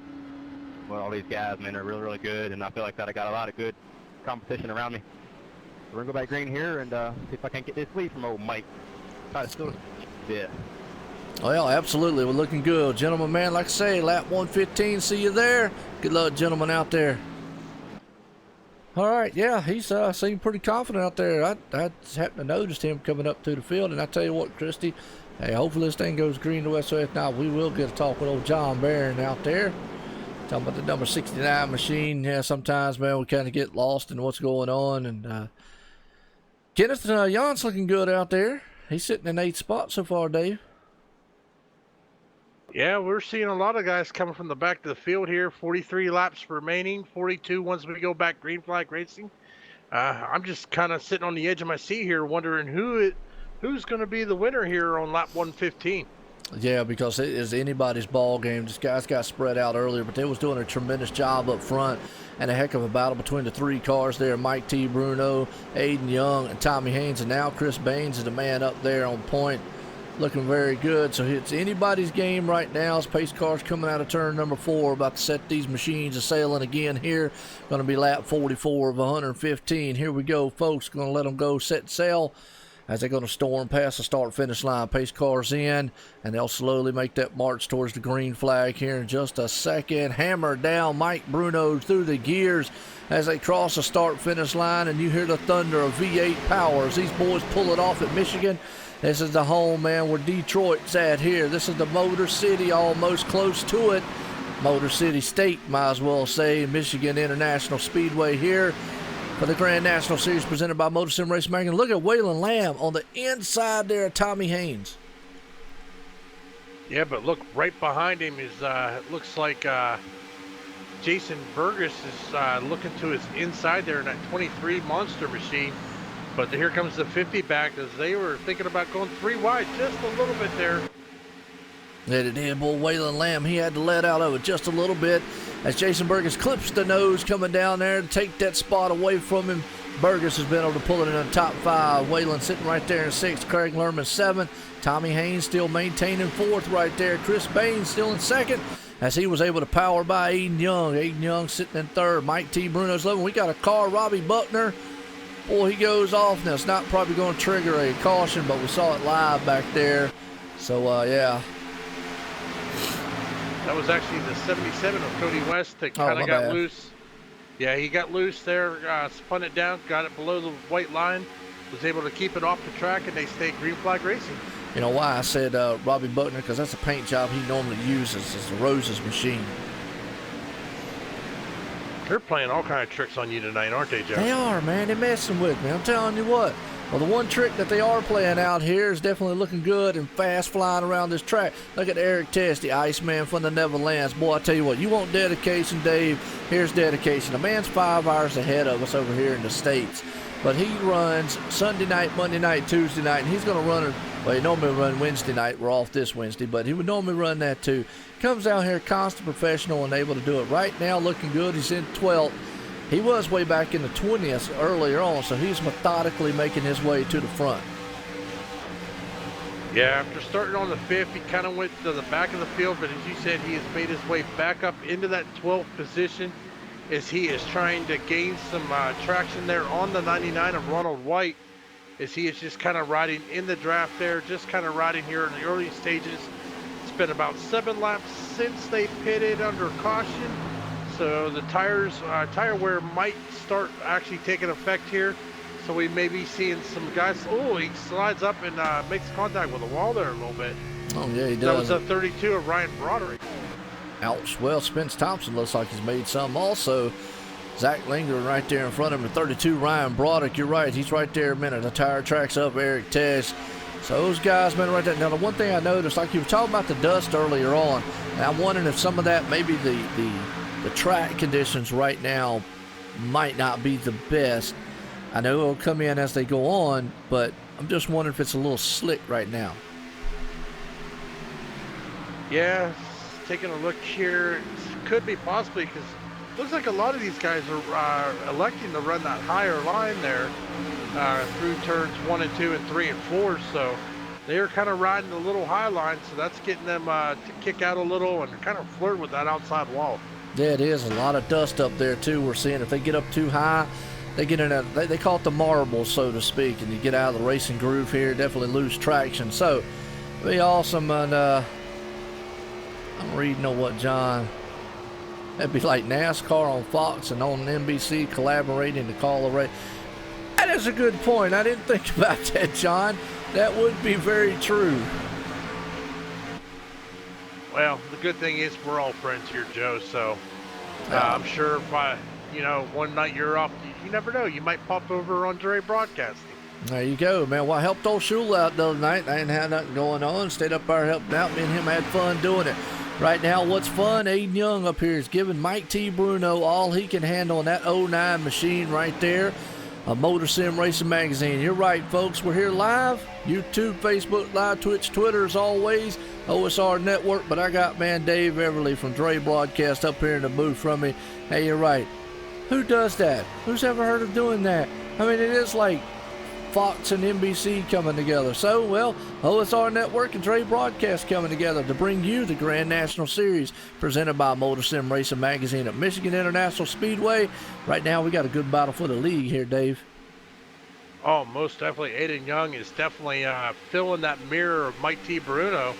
He is all over that back bumper there. He kind of drifts a little back, almost like he's playing games there with Mike. He'll get up close, kind of fall back a little bit, pull right back up. So I wonder if he's playing a little head game out there tonight. Yeah, possibility he is. Right now, he's got a bad fast machine in the 09, but so does that 19. He looks on the inside, maybe just saying, hey, look, I'm back here. Hello, how you doing? Tommy Haynes, though, would be one that he would love for these guys to get locked up. Maybe he can able to pull in and bring that Firehouse submachine. Looks like his car's got a little tight on him because he's drifting up the track just a little bit. But right now, still a solid battle as Aiden Young's kind of just lurking behind him. Yeah, he's just kind of playing her, but these guys got to be careful because right behind him is the 17 of Tommy Haynes. He's not letting them pull away. Also, Chris Baines and Jason Burgess back here as well. So those two guys out front, I mean, they're not out of the clear yet. They still have a lot of studs there behind them that want to take that number one position. Yeah, they do. The 23 is looking good as he is riding right there in the coattails of the 82 machine. That's for 4th and 5th spot, folks. Waylon Lamb right there behind them. He's hoping many of these guys do it. And look at old Kenneth Yance moving it up into 7th spot. Let me see if I can't get what kind of paint job he's got on this week on that thing. Give me a close-up or showcase it. He has got Grip Hawk. That's a Grip Hack. Oh, my bad. Okay, Grip Hack. I don't know where I got. Never mind. Anyways. Well, look right behind them. We have Sawyer Oat. I mean, odd. Yeah. See? Man, I'm telling you what. This guy's messing me up. They messing with me. Well, I think that's our goal sometimes, Joe, just to see how much they can trick you up during a broadcast. Hey, but you know what? I don't claim to be perfect. I love doing it up here, and I'll mess up some names here and there, and we'll get it right eventually, though. That's the name of the game. Hey, even the professionals mess up from time to time. I've heard the MRN guys, which is some of the guys I love, man, just kind of taking my style off of what I like doing, how they do things. And I've heard them mess names up, too. So it happens, but right now, got a good battle between him and Sawyer. Oh, yeah, they are definitely kind of riding their nose to tail, but looks like Sawyer Odd is under fire here by the 43 of Craig Lerman as he moves to the inside and takes away that number 8 position. Yeah, it is. Well, you know, Sawyer went on the inside there. Kenneth Yance got to run on him, got around him, but I think the car got a little tight and he had to get out of it. That let Craig Lerman fire back on the inside of him. That's right now looking good. Aiden Young still about a half second behind Mike T. Bruno and is riding right there. Well, these guys are running right about 16 laps into this run, so I think tire wear is starting to make them change up their lanes a little bit, kind of conserve their tires after making those hard pushes there for those many laps as they were battling it out. Well, I think John T. Wimmis just fell in the ocean. Yeah, he's laughing at you again. Yeah, there, Joe. As when I said the Grip Hawk, he just went. Hey, we're trying. We're trying. Well, just think, if we weren't broadcasting, they wouldn't have all this entertainment, Joe. Absolutely. You gotta love it. And right now what we're loving is good racing because Kenneth Johnson's got his hands full. We'll saw you right there behind him. He's all over his tire track. So we're going to see, man, if that man's going to be able to make a pass here. As old Mike T. Bruno is still the man up there. Looks like Chris Baines has made it around Waylon Lamb. Tommy Haynes has fell back to 5th. Jason Berger's still 6th. So right now a good battle for 7th and 8th spot. As we're under caution. Looks like multiple cars back there in the back. Yeah, it looks like that's going to involve the 32 machine there, Joe. Yeah, Ryan Broddick. All right, let's go back on him first here. It looks like 2 separate incidents happened kind of at the same time. Yeah, it looks like the 32 got up into that inside wall, got a little loose, come down in front of the 5 machine. Oh, yeah, 32. Yeah, he's out there dirt tracking it. He got a little loose in that stuff. Oh, man, I'll tell you. I don't know who that is, but a wide shot I got. They just had nowhere to go. Then the 90 and 11, they just was kind of checking up for it and kind of got into each other. But, yeah, 32, man, like you said, he was losing it coming out of there like he was doing a little dirt tracking. That's something that these guys probably haven't experienced because that was a long green flag run there. Yeah, it looks about 20 laps there since the last pit. So I have a feeling we're going to see the field come in and get 4 fresh new stickers and a full tank of fuel here with 57 laps remaining here tonight.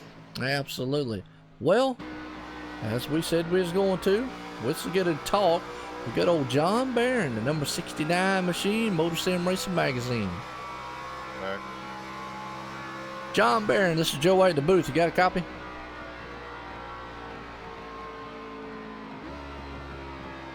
Joe, go ahead.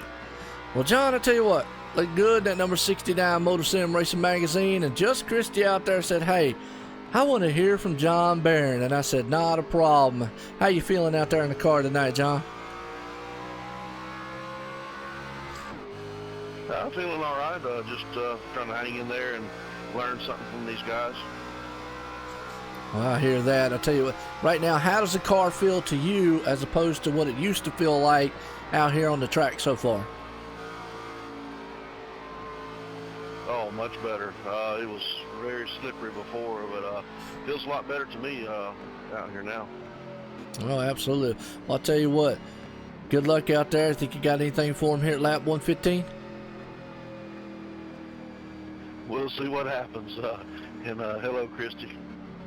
All right, well, good deal. Good luck out there, John, man. Looking good. The number 69 machine, Motor Sim Racing Magazine here at the Grand National Series presented by Motor Sim Racing Magazine. So, there you go, folks. I tell you, guys, look good out there tonight. Lap 115. I'll see you then. Good luck, gentlemen. All right, there you go. You got man out there, man, just loves learning, just loves racing. Most definitely. Looking here in the chat, we've got Bree in here already rooting for her. Let's see what she says. All right, my boo Waylon is fourth, so. Oh, you know I got to do an interview now, don't you? Oh, I know you do. Oh, hang on a second. Hey, race control. Oh, we'll wait till they get down on the radio. Not a problem, Christy, man, as always. He is a good guy. I talked to him several times. Waylon Lambs, Joe at the booth. You got a copy? Yes, sir, Joe. Got you loud and clear, buddy.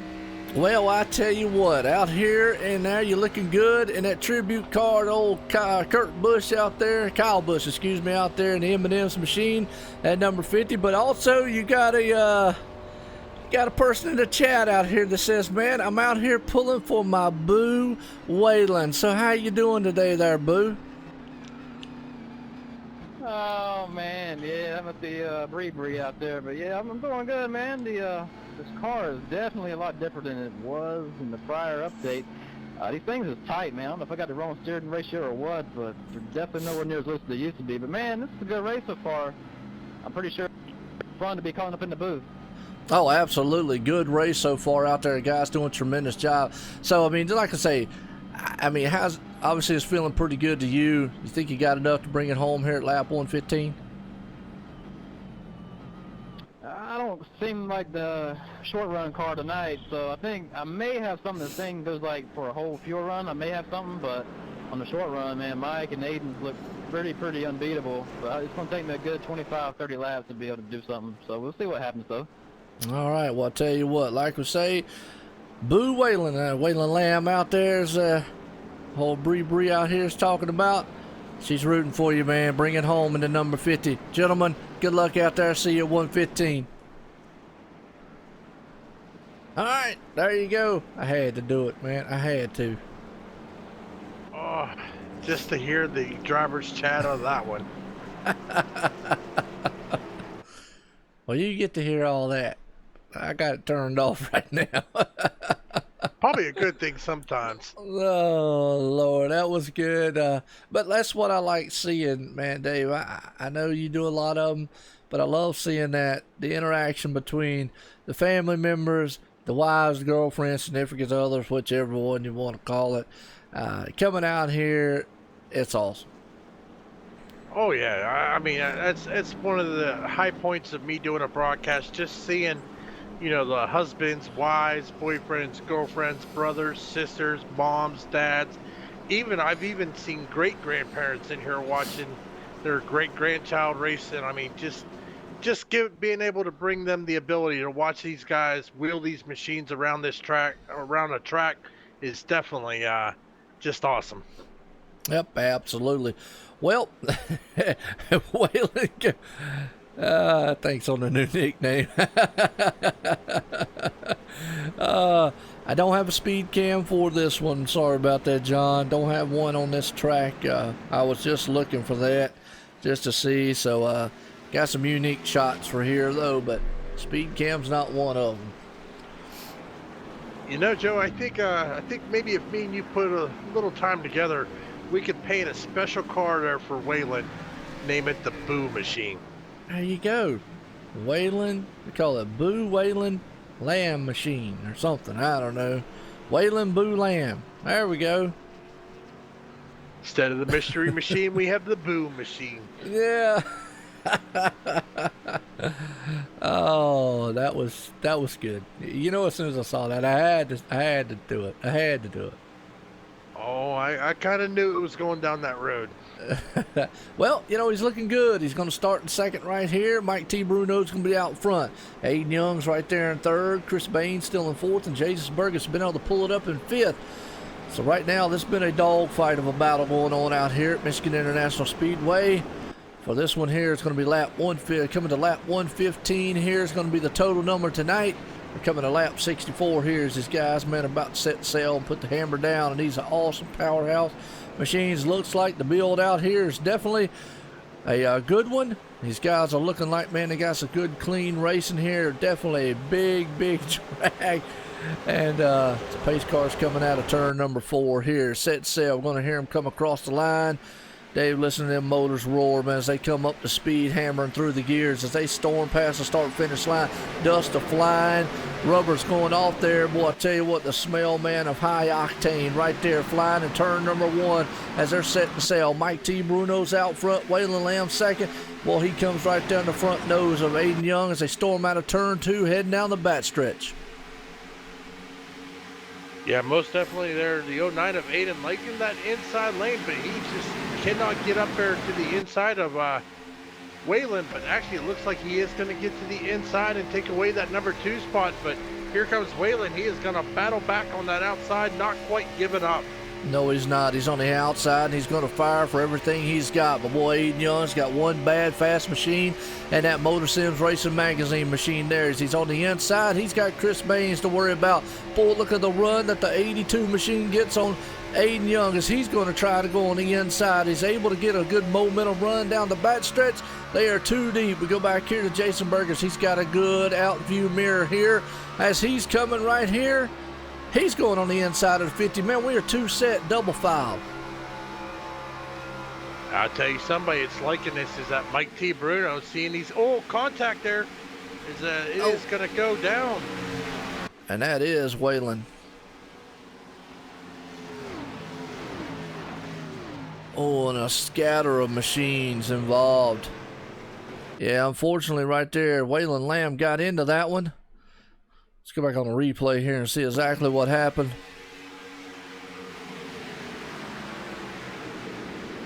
As right now that he's Waylon was losing some spots there up high. He's on the outside of the 23 here on the replay. They are doubled up. Oh, Jason Burgess, man, I think he thought he might have been clear. Made a little move, caught him on the inside. Bunch of cars involved right there as we see a slew of machines everywhere. So it was a car wreck on the front stretch. I think somebody's going to need to get the cleanup crew out there to clean that up. Yeah, no doubt. Wow. Yeah, just one of those deals. Well, I mean, kind of got to expect it here at 190 plus mile an hour. It's going to happen, that's for sure. Yep, absolutely. Well, Kenneth Giannis was up in top 10. He's way back 21st right now. Huh. Yeah, hey, he got collected up in that wreck. Oh, and that one that we just had?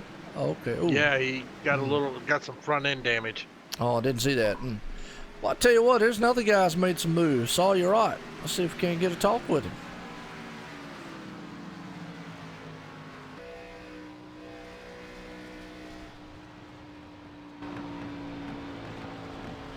If I quit hitting the wrong buttons. All right. Saw you right. It's Joe waiting in the booth. You got a copy? I got you. Well, saw you're looking good. That number 39 machine out there. Right now, you're currently in 5th. How's the car feeling for you out there? Car's feeling great. I feel like we're getting better and better throughout the race. my qualifying lap was actually my first lap on the track, so I've just been kind of learning here and just getting better and better at it. Well, I'll tell you what, learning very well, because right now you sit in fifth, so we're going to have about 30, 40, about 40-some, 50 laps here left, so to speak. When we go back green flag racing, you think you got enough to pull it there to lap 115? I hope so, man. These guys are really good, and I'm kind of new to the league, but yeah, I mean, I'd like to think we can get up there and mix it up with those guys, but they're really fast. But we'll just have to see how the rest of the race plays out. All right, well, good luck in that number 35 machine. Looking good out there. Saw you right there, and I will go ahead and tell you I messed your name up the first time I ever said it and said saw you wrote, so I apologize for saying that. Oh, it's all good, brother. All right, well, gentlemen, man, good luck. I'll see y'all 115 out there. All right, good deal. Well, I'll tell you what, man, it has been a fun, fast, furious style race here tonight. Want to appreciate you coming up here with me, Dre, and calling this thing, because it has been a thriller so far. I mean, guys, man, have been racy all over the place. Well, not just that, but in the chat, I mean, looks like your new nickname there for Waylon is taking effect. They're out there saying not boo, boo got spooked, boo got a boo-boo. So they are out there picking on Waylon today. Shockwaves have been heard. Oh, man. But, I mean, I tell you what, I'm having a fun time out here, not just with the chat, but as you said, the great racing all over the track. 2 wide, 3 wide, 4 wide at 190 mile an hour. Can't ask for more entertainment than that.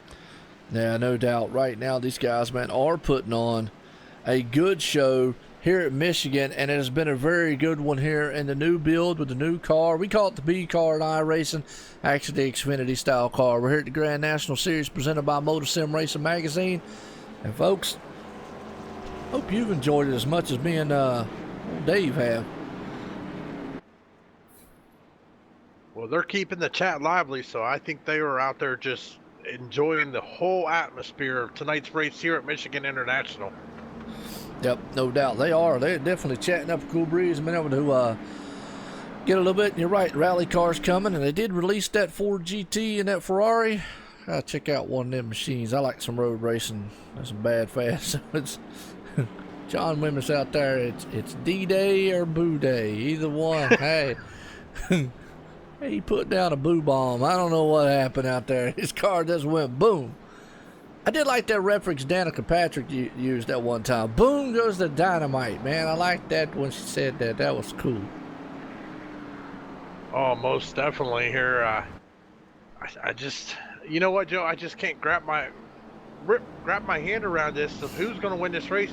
We've seen Mike Bruno so far to lead 56 laps here of tonight's race of 70s, but he has been having a handful with Aiden Young, Tim Haynes, and Waylon, and all them guys behind him. So, just wonder if he's going to be able to hold on to it here tonight. Who is Tim Haynes?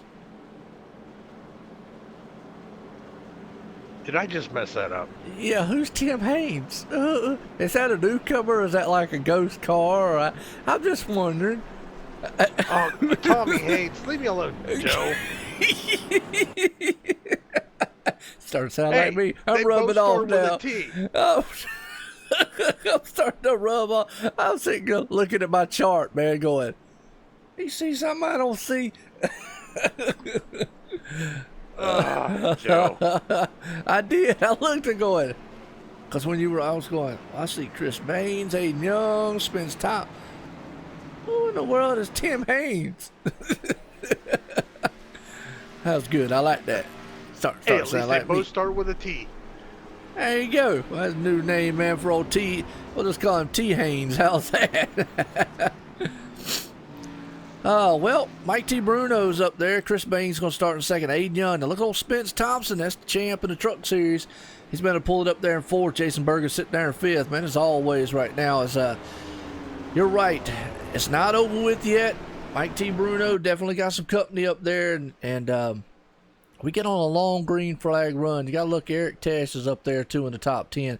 He loves long green flag runs. So if these guys get these things figured out, we'll have to see what happens here, and it'll be interesting. I'm like you. It's kind of hard to see, you know, who's going to be. I don't want to give it to old Mike yet.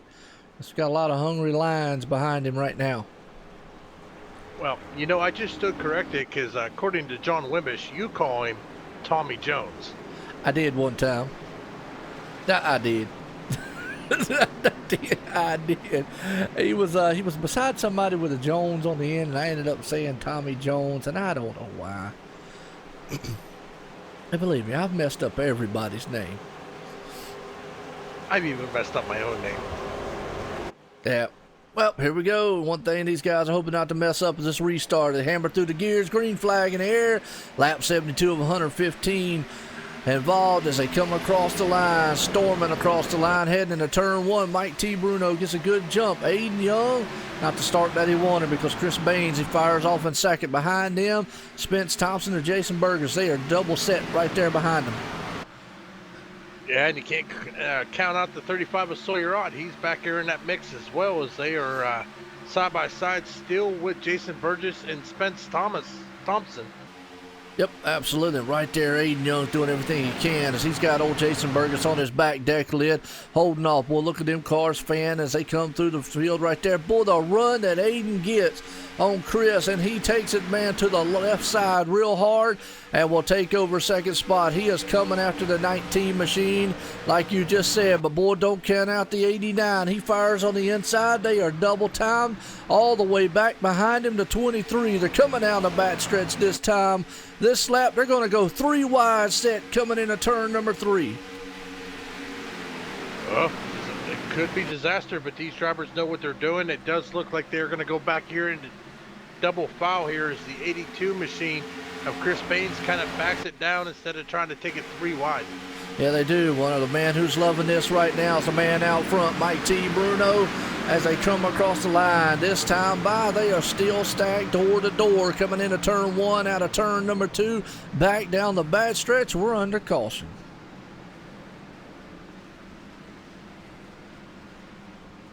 Well, Joe, it looks like the 69 of John Barron is going to be collected up in that. Yeah, so is Gordon Larson right there, too. So let's go back on him. Looks like just a massive pile up coming out of turn number 2 right there. It's old Ryan W. Daniels will say, pile up in turn 2, folks. As we're watching the replay, boy, they were 3 wide, 2 wide, almost 4 wide back there. Wow, as they were coming into turn 1, we were just talking, oh yeah, looks like, man, up there, the 818 and then the 00 had nowhere to go. Michael Redding skimmed by. The 51 Davis Richards nowhere to go. 99, yeah, that field there, that track just closed up in a hurry. Yeah, it looks like that's going to start with the 98 of Jake Little and the 818 of Derek Robinson, and then just everybody behind them had nowhere to go, no chance to check up. As you said, it's going to have a pow up in turn 1. Yep, absolutely, man. Hate to see that. Right now, really good right here. Let's get a quick summary as we get our running order there. Lap 74, 115, 5 lead changes, 6 cautions for 23 laps tonight. Not too bad of a time here. It is a big track, new build, new setup. These guys, man, it's an unknown to them as known to us also here, but they have put down some very good racing right now.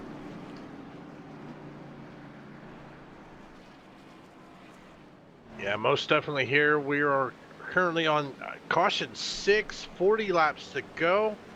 Question is are they going to be able to make it on fuel, or are we going to have to see one more pit stop before we get to the checkered there, Joe? Well, at 40 laps, you know, obviously if I was in the back of the field, I would go in now, get tires, especially if I was, 10th on back. Why not? The leaders obviously are going to stay out. It seems like I don't want to say it's hard to pass here, but it seems like these cars are so even that it almost makes it like it is hard to pass. Yeah, it looks like you have to get your passing in the early stages of the run there. Use that bottom lane, get to the inside. You can usually get a good run off the turn, but is, as you said, as the run goes on, it just makes it harder to be able to hold that car down to be able to make that inside pass. Yep, absolutely. Right now, Mike T. Bruno, nothing hard about what he's doing. He's making it look easy up front. And obviously, we know, man, it is a challenge to be able to put that thing up there and keep it up there like he's got. But he is definitely wheeling that machine. But hey, to us, he's making it look like it's just a Sunday, or well, tonight it'll be a Tuesday night drive nonetheless. Aiden Young's been wheeling that machine around in the Motor Sim Racing Magazine machine. And that's another dude we ain't been able to talk to, so let's see if we can't get a talk with him real quick. I do. It shouldn't have mattered. We'll wait till the radio's clear.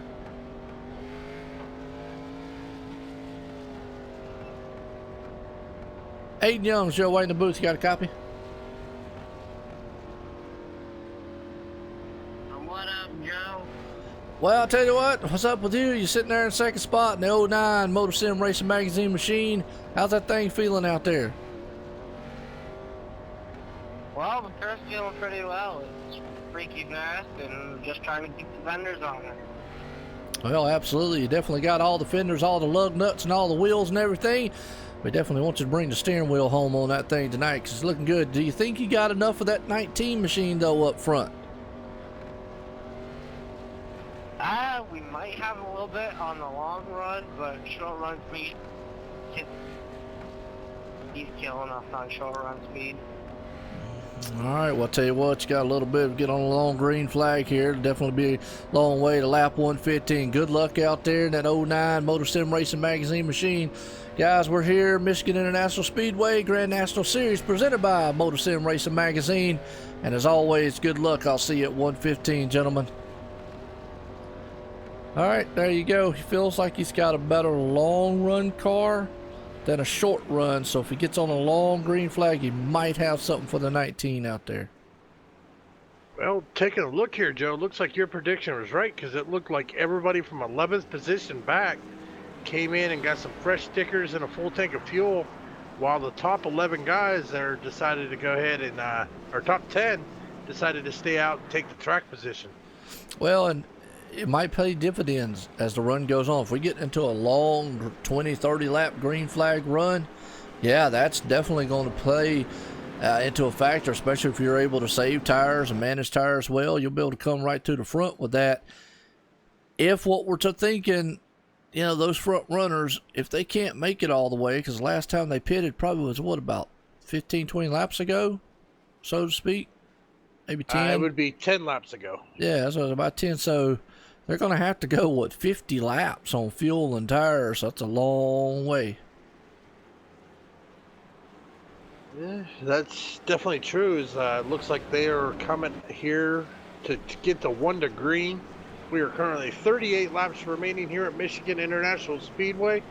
Getting ready to go back, hopefully go back green flag racing. Yep, that's for the Grand National Series presented by Motor Sim Racing Magazine. That's tonight. We'll give a shout out here to OSR Network's title sponsor, TN Designs, Racing Designs and Graphics. Doing a good painting job for your cars, and you see a lot of them out here tonight. Got a lot of guys running them. Racing TN Designs, Racing Designs and Graphics. Check them out on Facebook. Check them out on the web. Those guys, man, do some good work. Well, like what you just said right there, Dave, come across the line lap 79. If the lights on the pace car go out, when they go green flag, it'll be lap 80 of 115. You're right, it'll be 35 laps till the green sets sail here tonight. And these guys, man, will be putting it through the winds. 35 laps here. They will have about 40, almost 50 laps on tires if there's no other caution and they go out all the way green.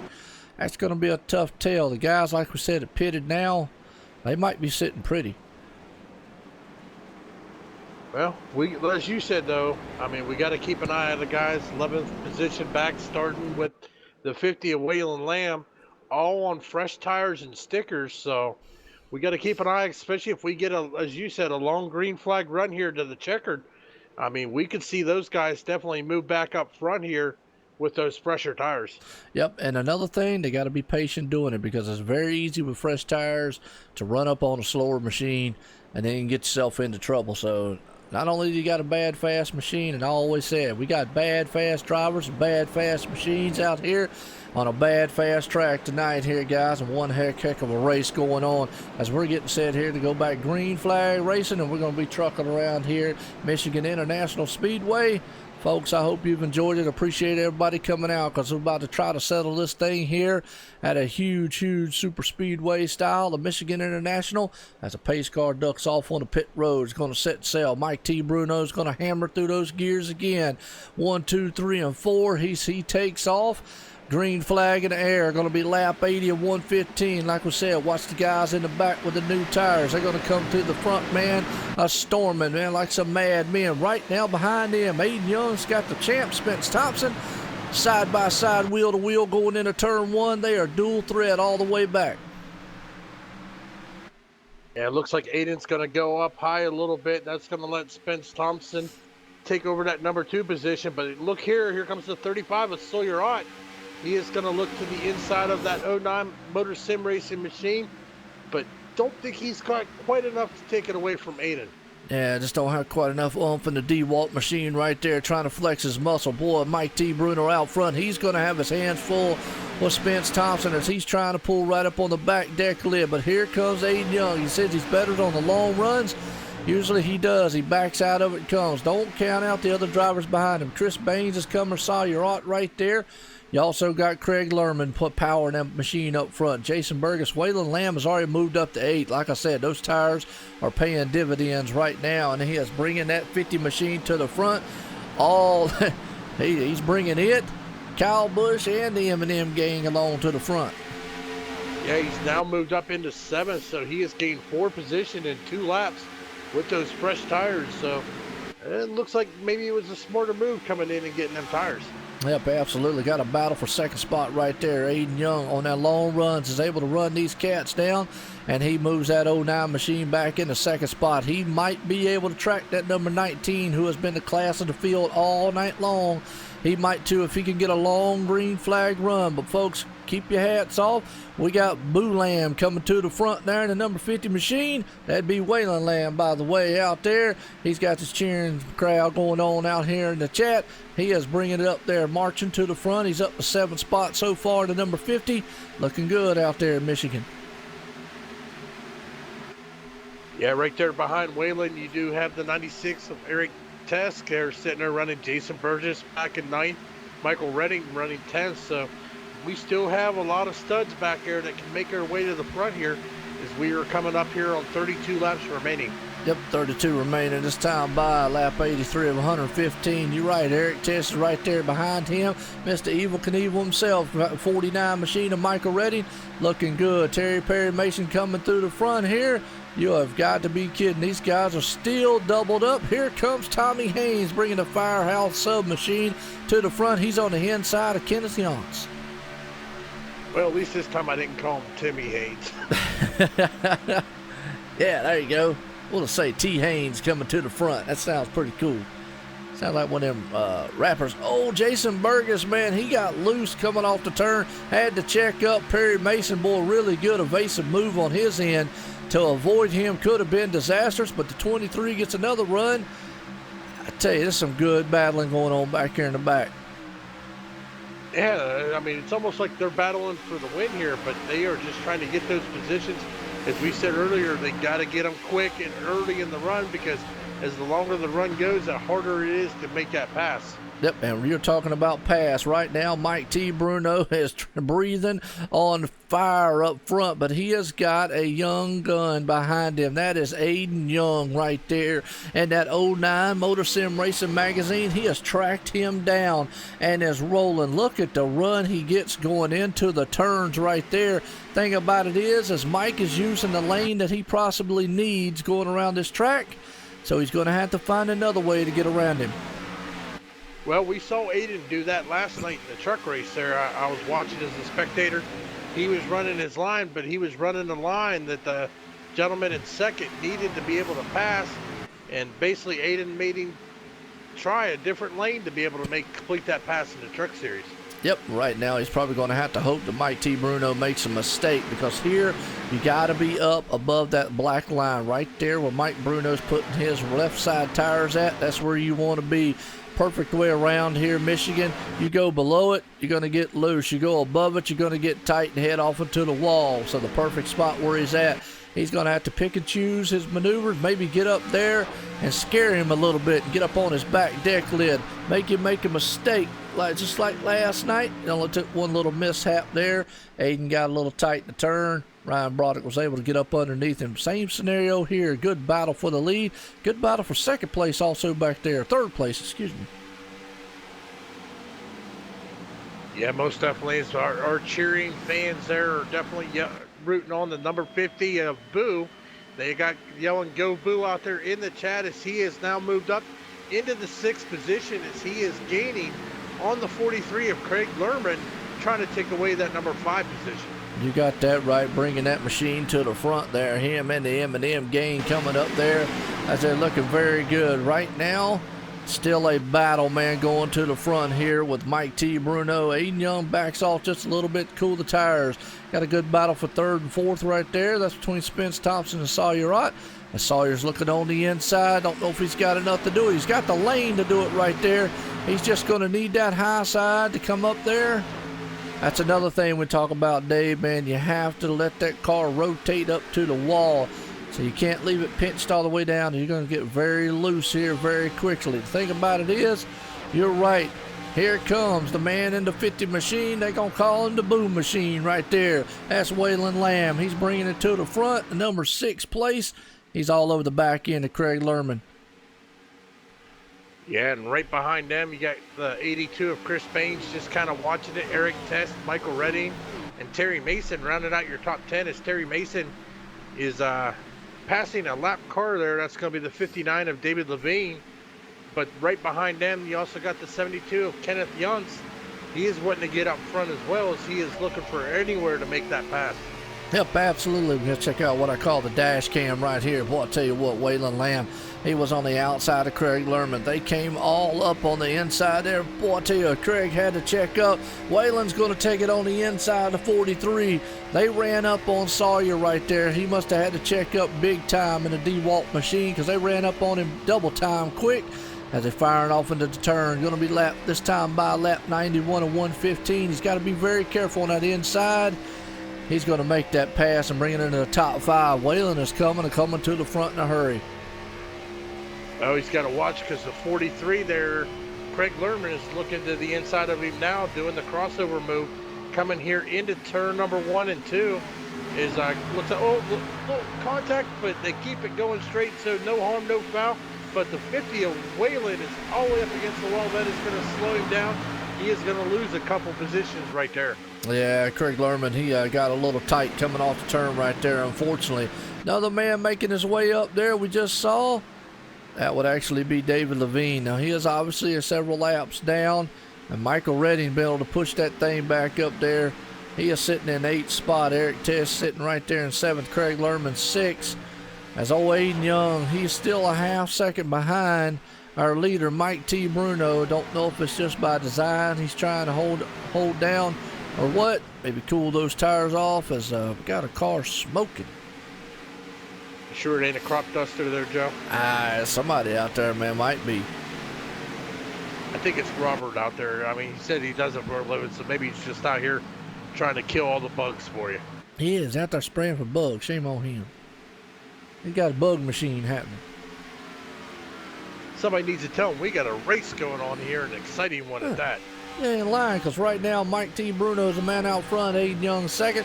Spence Thompson still 3rd. Sawyer Ott's right there in 4th. Boy, I tell you, Eric Tess is in a battle for himself right there. He's in 7th. He is on the outside there, Craig Lerman.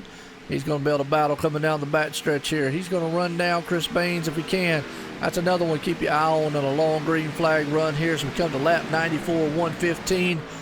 That would set us up for 20 laps to go this time by. Folks, want to appreciate each and every one of you coming out here. As always, like I say, we making history here.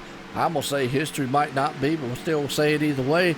As we got myself, Joe White, up here for OSR Network in the booth, but also got David Ivory for Dre Broadcasting up here in the booth. So, as like we said earlier, you just don't see that every day. Two broadcast companies coming up here calling one race.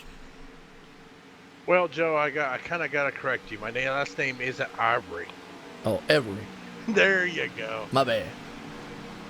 I had a in the feeling heat of you the were going moment. to do it eventually. Yeah, heat in the moment. I think it was the cookie. You were eating the cookie. Yeah. I usually just call you Dre, but I wanted to say your real name is that way. But it's Dave from Dre Broadcasting. I call him Dre, so there you go. Everybody can just call me Dre, but going back, Mike T. Bruno now has got well over a second gap over between him and Aiden Young. Spence Thompson back there still got Sawyer out within striking distance. Eric Tesk has moved up into the number 5 position, but he is coming back under fire from the 82 of Chris Baines. He is just not letting him go. No, he's not. Chris Baines blinking a little bit right there. But here's the thing about Eric Tesk is once he gets around you, he runs his own race. He doesn't really, how am I going to say, worries about what goes on behind him, because he does, but he's going to run his line, and you can see him running a whole different line as it is a heck of a battle. Behind him, Craig Lerman, Chris Baines, old Mason up high, and they get together. And that's going to trigger a caution. Hopefully everybody gets by. If he locks the brakes down, lets the field go by. Well, we saw that one live right there. They just kind of got together coming off the turn. Now I got a feeling you're going to see all the leaders come in for 4 tires and fuel. I think we're going to see the entire field come down and fuel and make a heck of a... We're going to have about 15 to 16 laps once we go back green flag racing. Absolutely.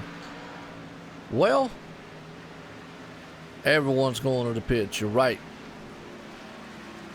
All right. We got to say, who's your favorite out here? Well, I kind of got to go with that curse that you've mentioned before. Every time I pick a driver, whether I'm broadcasting or spectating, they end up last place, so I'm just not going to answer that question here tonight. Come on, man. Why not? Because I don't want to be the reason that somebody goes to the back of the field. We got to break that thing, man. I will say this. Mike Bruno has led 83 laps already here tonight of the 97 laps we ran. But he has not been able to really pull away from the 09 of Aiden Young. But we are seeing some new people moving back up the front. Waylon Boo Lamb is now running real good after that incident. I just, to be honest, Joe, I can't call it because, I mean, just with the amount of talent that we have here, it's anybody's game. Yep, absolutely. Well, you're right. Mike T. Bruno looks good. You know, I always pull for Eric Tesk. Got to keep up with that. He looks good. I really, deep down, would like to see Aiden Young win one of these things. He's had some tremendous bad luck, so to speak. So I'd like to see him pull one off. But it looks like the race off pit road is going to be Mike T. Bruno. Saw you right there. Spence Thompson, Aiden Young, Eric Tesk, and Waylon Lamb's going to start in 6th spot. So not a bad. It's any one of those guys' ball games. Anybody in the top 10 can pull this thing off. Yeah, I mean, currently 18 laps to go. Go to green, right about 16 laps, 15 laps remaining. I mean, these drivers got to be feeling the pressure. I mean, the only thing is these drivers got to keep it cool, not make a mistake. They make a mistake, that could be their race and send them to the back of the field. Yep, absolutely. I 100% agree with you on that one. Could send a man sailing on the back end back there. Well,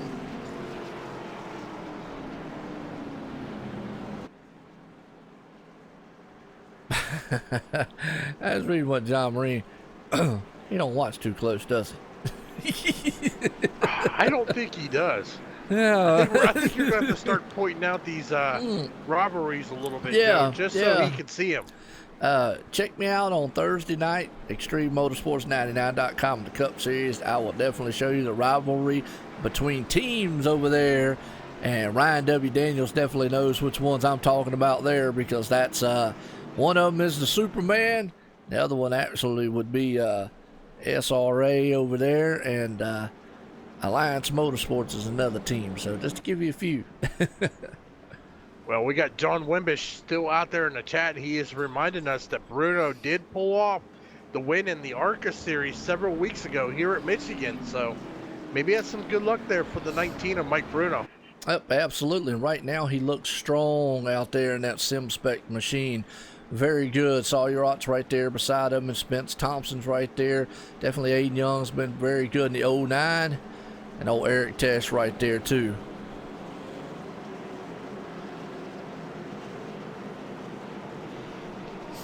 Yeah, well, that's in the trucks.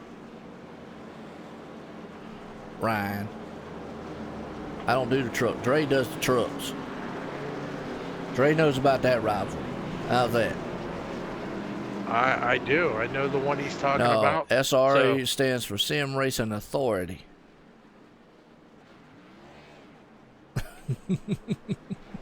Get him, Joe. Get him. Yeah, that's Bobby Cheney and company over there. Them boys came over last season and the Cup Series of Extreme, boy. They unpacked, and they unpacked heavy. And they took the championship back home over there at the Cup Series. So looking to try to do it again. But talk about SRA, I'll be there tomorrow night for the 410 sprints. The first time, man, you'll see OSR Network on the portal. iRacing portal, that is. Obviously, we'll still be on YouTube, Facebook Live, and all that good stuff. But you can check us there. But, you know, Dave knows all about the portal stuff, man. He does it on Sunday nights. You can check him out there. And he's got his plate full, man, Dre Broadcasting. As long as we got ours full here at OSR Network, it's good to bring the two together. And again, if people don't know, you know, Dre does do ExtremeMotorsports99.com. He does the Monday night and Tuesday night, the K&N and the truck. I do the Wednesday night, Thursday night, the Xfinity and the Cup. So it's awesome, man, to do that right there. Well, looking back here, they have now got one to green. They are double foul. They are going to take the green with 15 laps to go here tonight. Mike Bruno, man on point, 86 laps led, but he has got stacked competition behind him. Yes, he does. As this pace car is going to be sitting here, set sail on pit road, hopefully for the final time here tonight. As always, folks, we're getting set here to go green flag racing. They're going to come out of turn number 4 here slowly. We see that pace car peeking its nose around turn 4. Is going to head off here. We're going to watch from the start-finish line and listen to these monster machines fire past. I call these the mini-style monsters. These are the little monsters to the Cup cars as they hammer through the gears. Mike T. Bruno, he's gone. Green flag in the air. Going to be lap 101 here, 115. 14 to go this time by as they shoot off into turn 1. They are too wide in the back there, but boy, Sawyer gets a good run. So does Mike T. Bruno. Aiden Young, he's on the charge right there. Yes, he is. He is up into that number 4 position. But the thing is he's got the 89 of Spence Thompson in front of him. Sawyer Bruno. Is he going to be able to get around them? They are just not going to lay down and let him go. He is going to have to earn every spot. Yep, absolutely. And do not count out that 96 machine. I have seen him do some wonderful things. Here comes the 50 machine of Waylon Lamb. So we have definitely got some heavy hitters up here. Mike T. Bruno knows that. And we're under caution. Yep, that is going to be the 23 of Jason Burgess. Ouch. Well, I hate to see that. Let's go back on the replay here. See what we got. And you're right, John Marine. 2 out of 3 ain't bad. So watching this replay right here, Jason Burgess back there. He's underneath 75. Got a little tight, come up the track. 75 went to the wall. When he went to the wall, they just got back together a little bit. And then, oh, hard hit. And he almost tumbled that thing. Boy, I tell you what, the 59 just barely got through that. Wow. There's just some hard racing going on between those two cats back there. Well, what I was saying before that, Dave, Mike T. Bruno understands what's happening here. He knows if he doesn't get the starts of his life and get out there and get away, he's got some hungry lines behind him that are looking to want to pounce. Yeah, most definitely. Sawyer Ott, as he said, a newcomer to the league here tonight, putting on a good show, sitting in that second position. Spence Thompson, Aiden Young, Eric Tesk, Waylon Lamb, Kenneth Yuntz, they're in the 7th position. Craig Lerman, they're in the 8th. I mean, even Chris Baines back there in 9th, Michael Redding in 10th. He's got some stiff competition behind him. Yep, absolutely. And just like John said, well, I'll tell you what, I always like throwing this out, Dave. Something I like doing. Obviously, lap 15, it ends the race. It's for all the marbles. But lap 111, 4 laps to the end. If caution comes out, that ends the race. I always like giving those scenarios out at the end of it here for all the viewers out there that might not understand how iRacing works. But true to form is if the caution comes out here again at lap 111, this one's over with. Obviously, 115 is the number we're looking for under green, as I went under green last night. We will get back under green flag racing here. We'll probably be around 106, 107 when they cross the line. So they'll have about 4 laps to that last caution, I'm going to say the restart caution line, so to speak, of 111. And that's what Mike T. Bruno is probably going to be racing for. And if he gets past there, you kind of know I don't want to say you're safe, but you kind of know that if anything happens from that point on and you're out front, good things are going to be for the rest of the night. Yeah, most definitely. So I think we're going to have a great 4-lap shootout. As you said, with Sawyerot, Thompson, Young, Tess, Lamb, or Boo, as he's newly been renamed there by Joe White, and then Jansbecker. So I'm just kind of on the edge of my seat here, just trying to figure out who's going to take us. But I tell you what, I think now, I think Mike T. Bruno's the man to beat. I mean, they are going to have to beat him and get around him. Well, and that's the thing. It's like John said out there. They're just playing it to his hands. Mike is one of those short-styled runners. Don't want to take anything away from skill-wise, but some guys love short runs. Some guys like very long runs. So this right here, this is playing his hand. He gets to control the start, control the field, so he gets to go when he wants. He can take off and fly, set sail, get out there, and he loves these short runs. It's definitely going to be a short run for him. The thing about it is back here, what he definitely wants to see is those guys back there start battling. And that's what we've seen is when guys get side by side with each other, they usually stay side by side with a half lap or a lap. And then even if they do get around, then the other guy gets a run back up underneath them and they try to cross them back over. So it's going to be interesting. If one of them guys back there can get clear, they might stand a chance of running him down. There's that chance. I mean, and then again, 19 of Mike Bruno, there's always that possibility of a mistake just being made, just a slight one, opening that door. But he's been pretty solid, but so is everybody behind him. Yep, absolutely. And that's what we're going to be looking at. So we're definitely going to be keeping an eye on what he does up front. Obviously he's not made a mistake tonight. Not saying that a mistake couldn't happen. But here in about another lap or so, like I say, we're going to see here, they're going to go probably green flag. Lap 107, that's going to give about 4 laps away roughly to win the, if the caution flag comes out again, this one would be over with. So it could be anybody's ball game here. Yep, and I think all the drivers know it. And looking at their tires, they're about equal laps on all their tires. Except back in 15th position, Jason Alexander, and 16th, Zach Lindgren, are newer tires, but they might be able to make the pass, gain a few positions, but from first all the way back into 14th position, all pretty even on tires. Yep, absolutely. Well, here we go. It's going to be about go time here as these guys, man, are about to set sail and do battle, man, here at Michigan International Speedway, here at Brooklyn, USA, here tonight for the Grand National Series presented by MotorSim Racing Magazine, the Xfinity car series here. And these guys, man, have done a heck of a race here. Loved every minute of it. Get you a full high shot there, the blimpy cam. That's what I like calling it. As it kind of gives you a good perspective of the track, how spread out these guys are. Yeah, I like the blimp view too, because it also it gives the viewers at home a good shot of the banking and the turns that these drivers got to sustain there coming into the turn, especially at 190 some mile an hour. Yeah, absolutely. And they definitely been hitting some 190 some mile an hour, almost right at 200 mile an hour going down the straights. bringing it all the way back down to about 180 here. So, like again, I want to appreciate each and every one of you coming out here tonight, because it's been a thriller so far. These guys have definitely done an awesome, tremendous job here. Mike T. Bruno is hoping for the final time on a restart that he can get this thing done, take it home, be the winner here. And the number 19 Sim Specs PC machine there. But old Sawyerot's hoping he can get a good restart. Spence Thompson's there, Aiden Young, Eric Tess, Waylon Lamb, Kenneth Young's there in 7th, Craig Lerman 8th, Chris Baines 9th, Michael Redding rounds the top 10. Here we go, folks. This is going to be an interesting one here as we get set to go back green flag racing.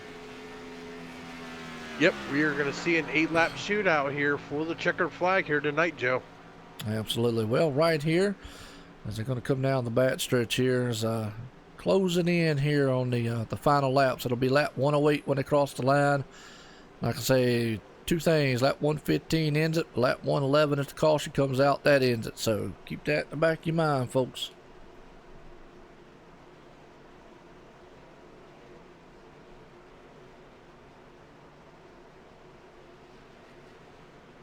As I know these guys, man, the nerves are trying to calm down here a little bit as they know the closing laps here of this race. As that pace car is coming out of turn number 4 here. We'll flip on over here to the start cams because we're going to see that pace car come around. There's a little nose step out right there around turn 4. He's going to shoot off down on pit road and set sail here. Mike T. Bruno is going to put a hammer down and slam all 4 of them gears heading into turn number 1. You got that right. Let's go, boys, right here tonight. Boy, Mike Bruno does. He gets a good jump. Behind them, though, is stacked up as they storm past the start-finish line. Heading to turn 1. Mike T. Bruno's out front. They are still doubled up. Sawyerot does get away a little bit there. Oh, Eric Testo putting the hammer down. He has said, it's go time. I got to get around these guys. Y'all need to settle it up there real quick time. Takes it 3 wide.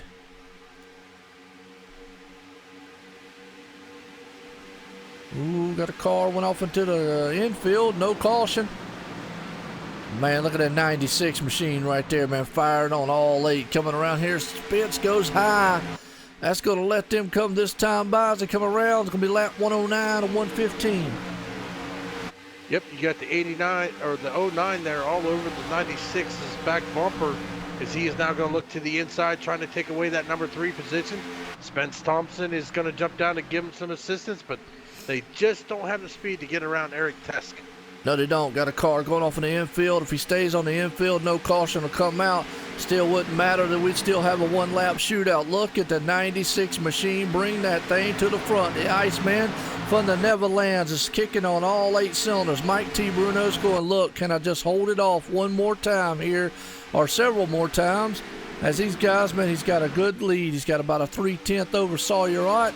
Eric Tesh is trying to power it, but boy, he's got his hands full right now with Spence Thompson, and Aiden Young is coming back on that 09 machine. Yeah, it looks like Bruno pulls out to about a 6/10 of a lead now while these guys are battling it out, but Sawyerot, he is checking his mirrors because all he is seeing is the 96 of Eric Tesk all over him. Yes, he is. That 96 machine is trying to do everything he can do to climb up there. They're using the draft to their advantage here, but no one can pull in that number 19 machine. They pulled just a little bit because he is laying down some bad fast times on a bad fast machine. Right now, time is not of the essence, folks. Caution comes out this time, it's over with. That's what you got to look at. The 96 is trying to do everything he can to pull that machine to the front. They are not been able to run down that 19 up there. The battle might be for second here. Yeah, 35 Sawyerot's doing a good job of holding them back as he is actually pulling away from the 96 of Eric Tesk. But here comes the 09. He is wanting to take away that number 3 position. He is wanting to get on the podium here tonight. Yes, he is. There you go. Got to call it the hooligan gang out there. The number 96 is running with the zebra machine. Man from the Iceman from the Netherlands, looking good, 3rd spot. He's doing everything he can do, but so is Mike T. Bruno out front in that 19 machine. Coming to this time, Bobby, a lap 113 to 115. They are freight train coming down the back stretch here. Aiden Young's doing it everything he can in 4th. He's got Spence Thompson on his back deck lid. Yep, Mike T. Bruno now pulling out to about a 7/10 lead over Sawyerot. Sawyerot still got the 96 there of Eric Tesk all over him. Aiden Young now under fire by the 89 of Spence Thompson. And then even a little further back, there's Waylon Lamb. He has got Tommy Haynes there all over him as they are battling it out now, too. Yeah. Well, I'm going to tell you what, the top 3 and 4 just put down some times that are within each other.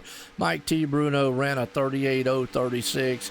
Sawyer Ott 38.018, but a 37.994 by Eric Tesh. Might be a little too late here as time's running out, but all 3-4 of these guys are running times within like a hundredth of each other, which is just like they're back and forth. I mean, that shows you how even these guys are right now, because they're not making headway with one another. And right now it's showing as Mike T. Bruno is just climbing the way. He's going to have the white flag this next time by. Sawyer Ott's the man right there. Eric Tesh is losing. He's in the wall. That's going to give Aiden Young a good run. Also, the 89 there, Thompson, they're going to take him 3 wide here into turn number 3 as they're coming to the white flag. Yep, white flag. Well, the 96 came up high. It's going to be a battle for third. We're going to hold with this one right here because Mike T. Bruno's got a good run there. They come to the line. Nose out front for the 09. White flag this time by for the 19-man out front. The battle's for third, though. We're going to see if it holds up here. See if the Mr. MotorSim Racing Magazine of 09 can fire back on the 89 as Spence Thompson puts that machine. Look at the drive the 09 got off coming off the turn. Down the back stretch, Waylon Lamb's going to get a run blocked by the 89. We're going to have to see what happens on that deal as they come out of the last turn back there. They're going to come to the line this time by. Mike T. Bruno's going to take the victory. Sawyer Ott's in second. Battle's going to be for 4th and 5th spot. To the line this time by. I think Waylon.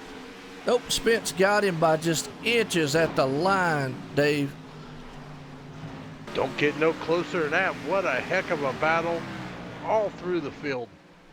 No doubt about it. That was an awesome, awesome last lap duel right there, but can't take anything away from that man out front. Mike T. Bruno, the winner tonight here at Michigan International Speedway for the Grand National Series presented by MotorSim Racing Magazine. That number 19 machine looked good. Sawyer Ott gave it all he could, but hey, he brought it up in second, and if we're not mistaken, he came from 17th to do it, so not a bad night for him. Yeah, and even back in 4th position, the 89 of Spence Thompson starting 23rd and finishing in 4th. So he has come through the field there as well. Yep, absolutely. Well, that man's going to burn them down up there. And did you come in as a spotter or did you come in as a spectator? I think I came in as a spectator. Okay, cool. I'll do interviews. That's no big deal. All right. Well, let's see if we can't go down here and get old Aiden Young, our 3rd place man tonight. Yeah. No. Kenneth Young's talking right now. Yeah, he's a talker like you, Joe. Absolutely, man. He's pumped up and excited all the time. Aiden Young's Joe White in the booth. You got a copy? I got you, Joe. Man, I tell you what, right there, you tried to do everything you could on that last restart to bring it to the front there. Just came up a little short on time and whatnot, but nonetheless pulled off a 3rd place victory here at Michigan International Speedway for the Grand National Series presented by MotorSim Racing Magazine. How's that feel? That feels awesome. It was just an excellent race. Mike and everyone else out there. The car was good all night. I just couldn't do it out there. I have no short run speed, I guess. So we'll see. Well, I'll tell you what, you got anybody out there to thank tonight for that 3rd place finish? Well, I just want to thank Waylon for sticking it out there. Ryan, if he's out there watching, MotorSims Racing Magazine, John Barron, Kenneth Young, Mike for running the same sort of scheme. Just everyone that's out there supporting. Oh. Guys.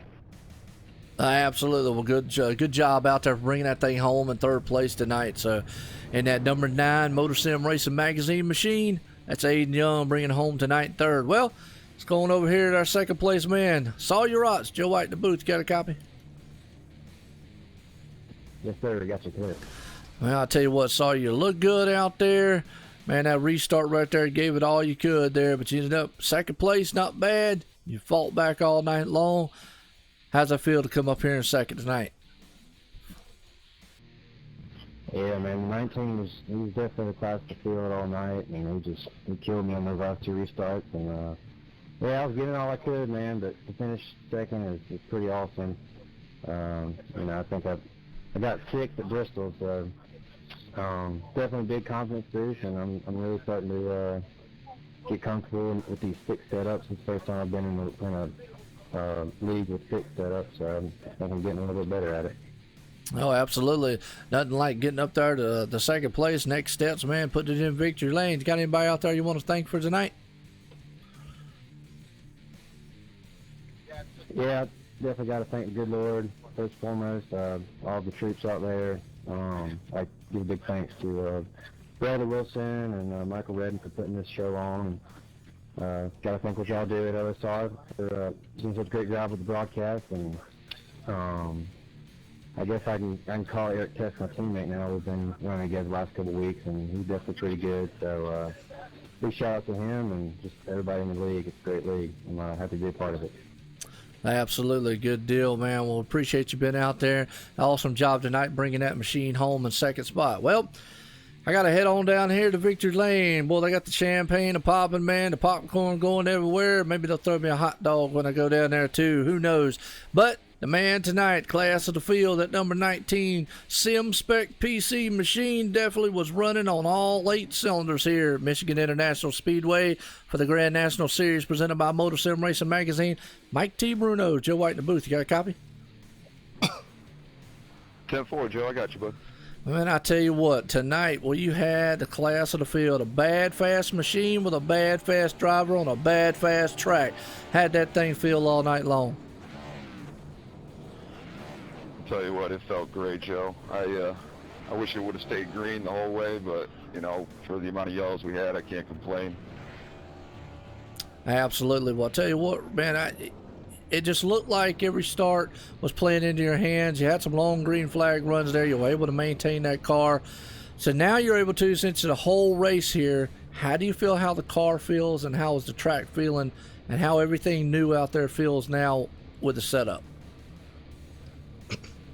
It felt a lot more stable, you know. Now that they put this new wing on the back, since that last update it was real loose, but it feels like the stability's back in it, so I like that a lot. But as far as short run, long run speed, man, it felt great the whole time, and super happy to come home first. Oh, absolutely. Looked very good out there. Got anybody out there you want to thank for this victory tonight? Absolutely, man. First off, I want to thank my sponsor, SimSpec PC. Simspec.com, go get you a new tower, run iracing all you want.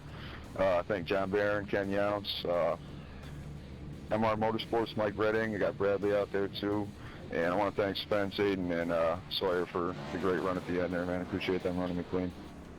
Well, absolutely, as always, man.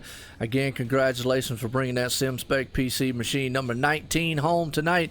Michigan International Speedway, the winner here in the Grand National Series presented by MotorSim Racing Magazine. Mike T. Bruno, folks. Guys, it was an awesome race. Don't go anywhere. I'm going to pull old David Heiser down here as old Craig Lerman's giving away something special. So give me one quick second. Hold the airwave here just for a minute so I can bring him down. And we're going to do a random drawing here for you guys. You ready, David? David Heiser.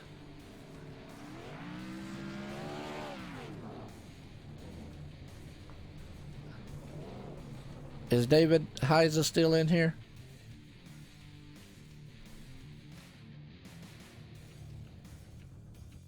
I do not see. He may be in TeamSpeak, Joe. See if he's in his channel. I just pulled him down in here with me. He hadn't said anything yet. I was just waiting to get a word in with him. David Heiser, Joe White in the booth. You got a copy?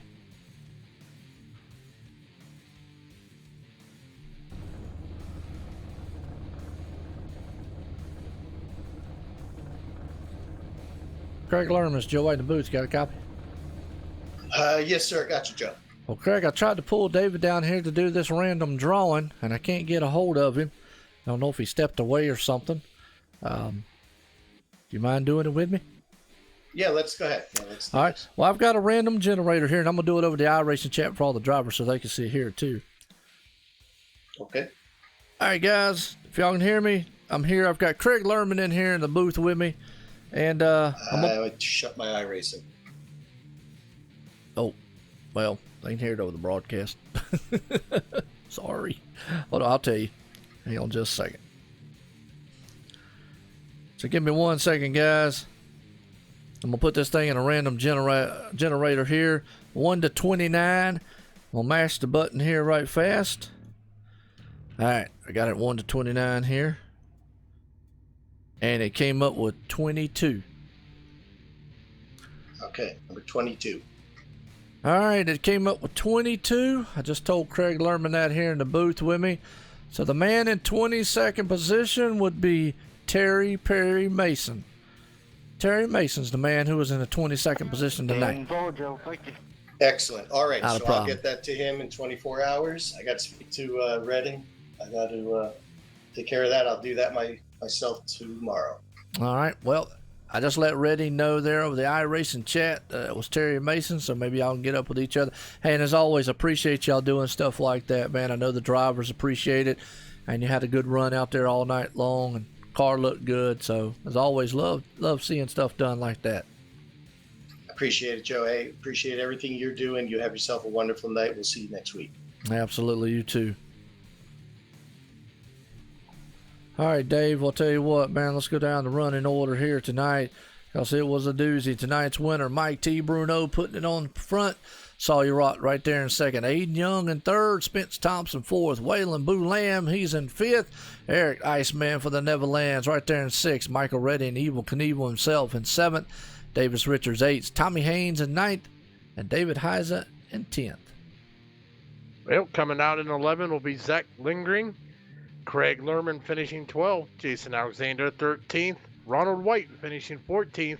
Kenneth Yuntz finishing 15th. Blaine Falone finishing 16th. Jake Little 17th. Derek Robinson finishing 18th. David Levine 19th. And Chris Baines rounding out your top 20. Yeah, 21st position, Jason Burgess. 22nd, Terry Mason. John Barron right there in 23rd. Cody West at 24th. Gordon Larson 25th. Robbie Buckner 26th. Blake Falone 27th. Ryan Broderick 28th. Blake Neeson 29th. Well, I tell you what, that was a heck of a race. These guys did a tremendous job out there. Congratulations again to Mike T. Bruno. And as always, we give a shout out here. We got our Grand National Series tonight presented by MotorSim Racing Magazine. I want to give a shout out to TN Designs, Racing Designs and Graphics here tonight for OSR Network title sponsor there. Man, what a race here at Michigan International Speedway. Dave, got any final thoughts on this race? I'm just speechless. I mean, it was a battle from the start, from the very first green flag to that checkered flag. These guys gave it all, put down heck of a laps, and there was just battles all over the field. It was just a great race to call with you. Absolutely. And again, want to appreciate you coming up here because, folks, if you don't know who Dave is, it's Dre from Dre Broadcasting. You're right. Dre Broadcasting and OSR Network coming together here to bring you live tonight. Grand National Series presented by MotorSim Racing Magazine. And it was fun, as always.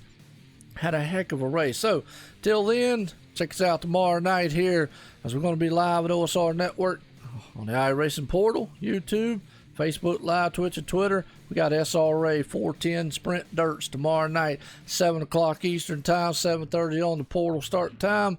Folks, be there for some dirt racing action. Until then, appreciate everybody coming out tonight. Everybody have a good night.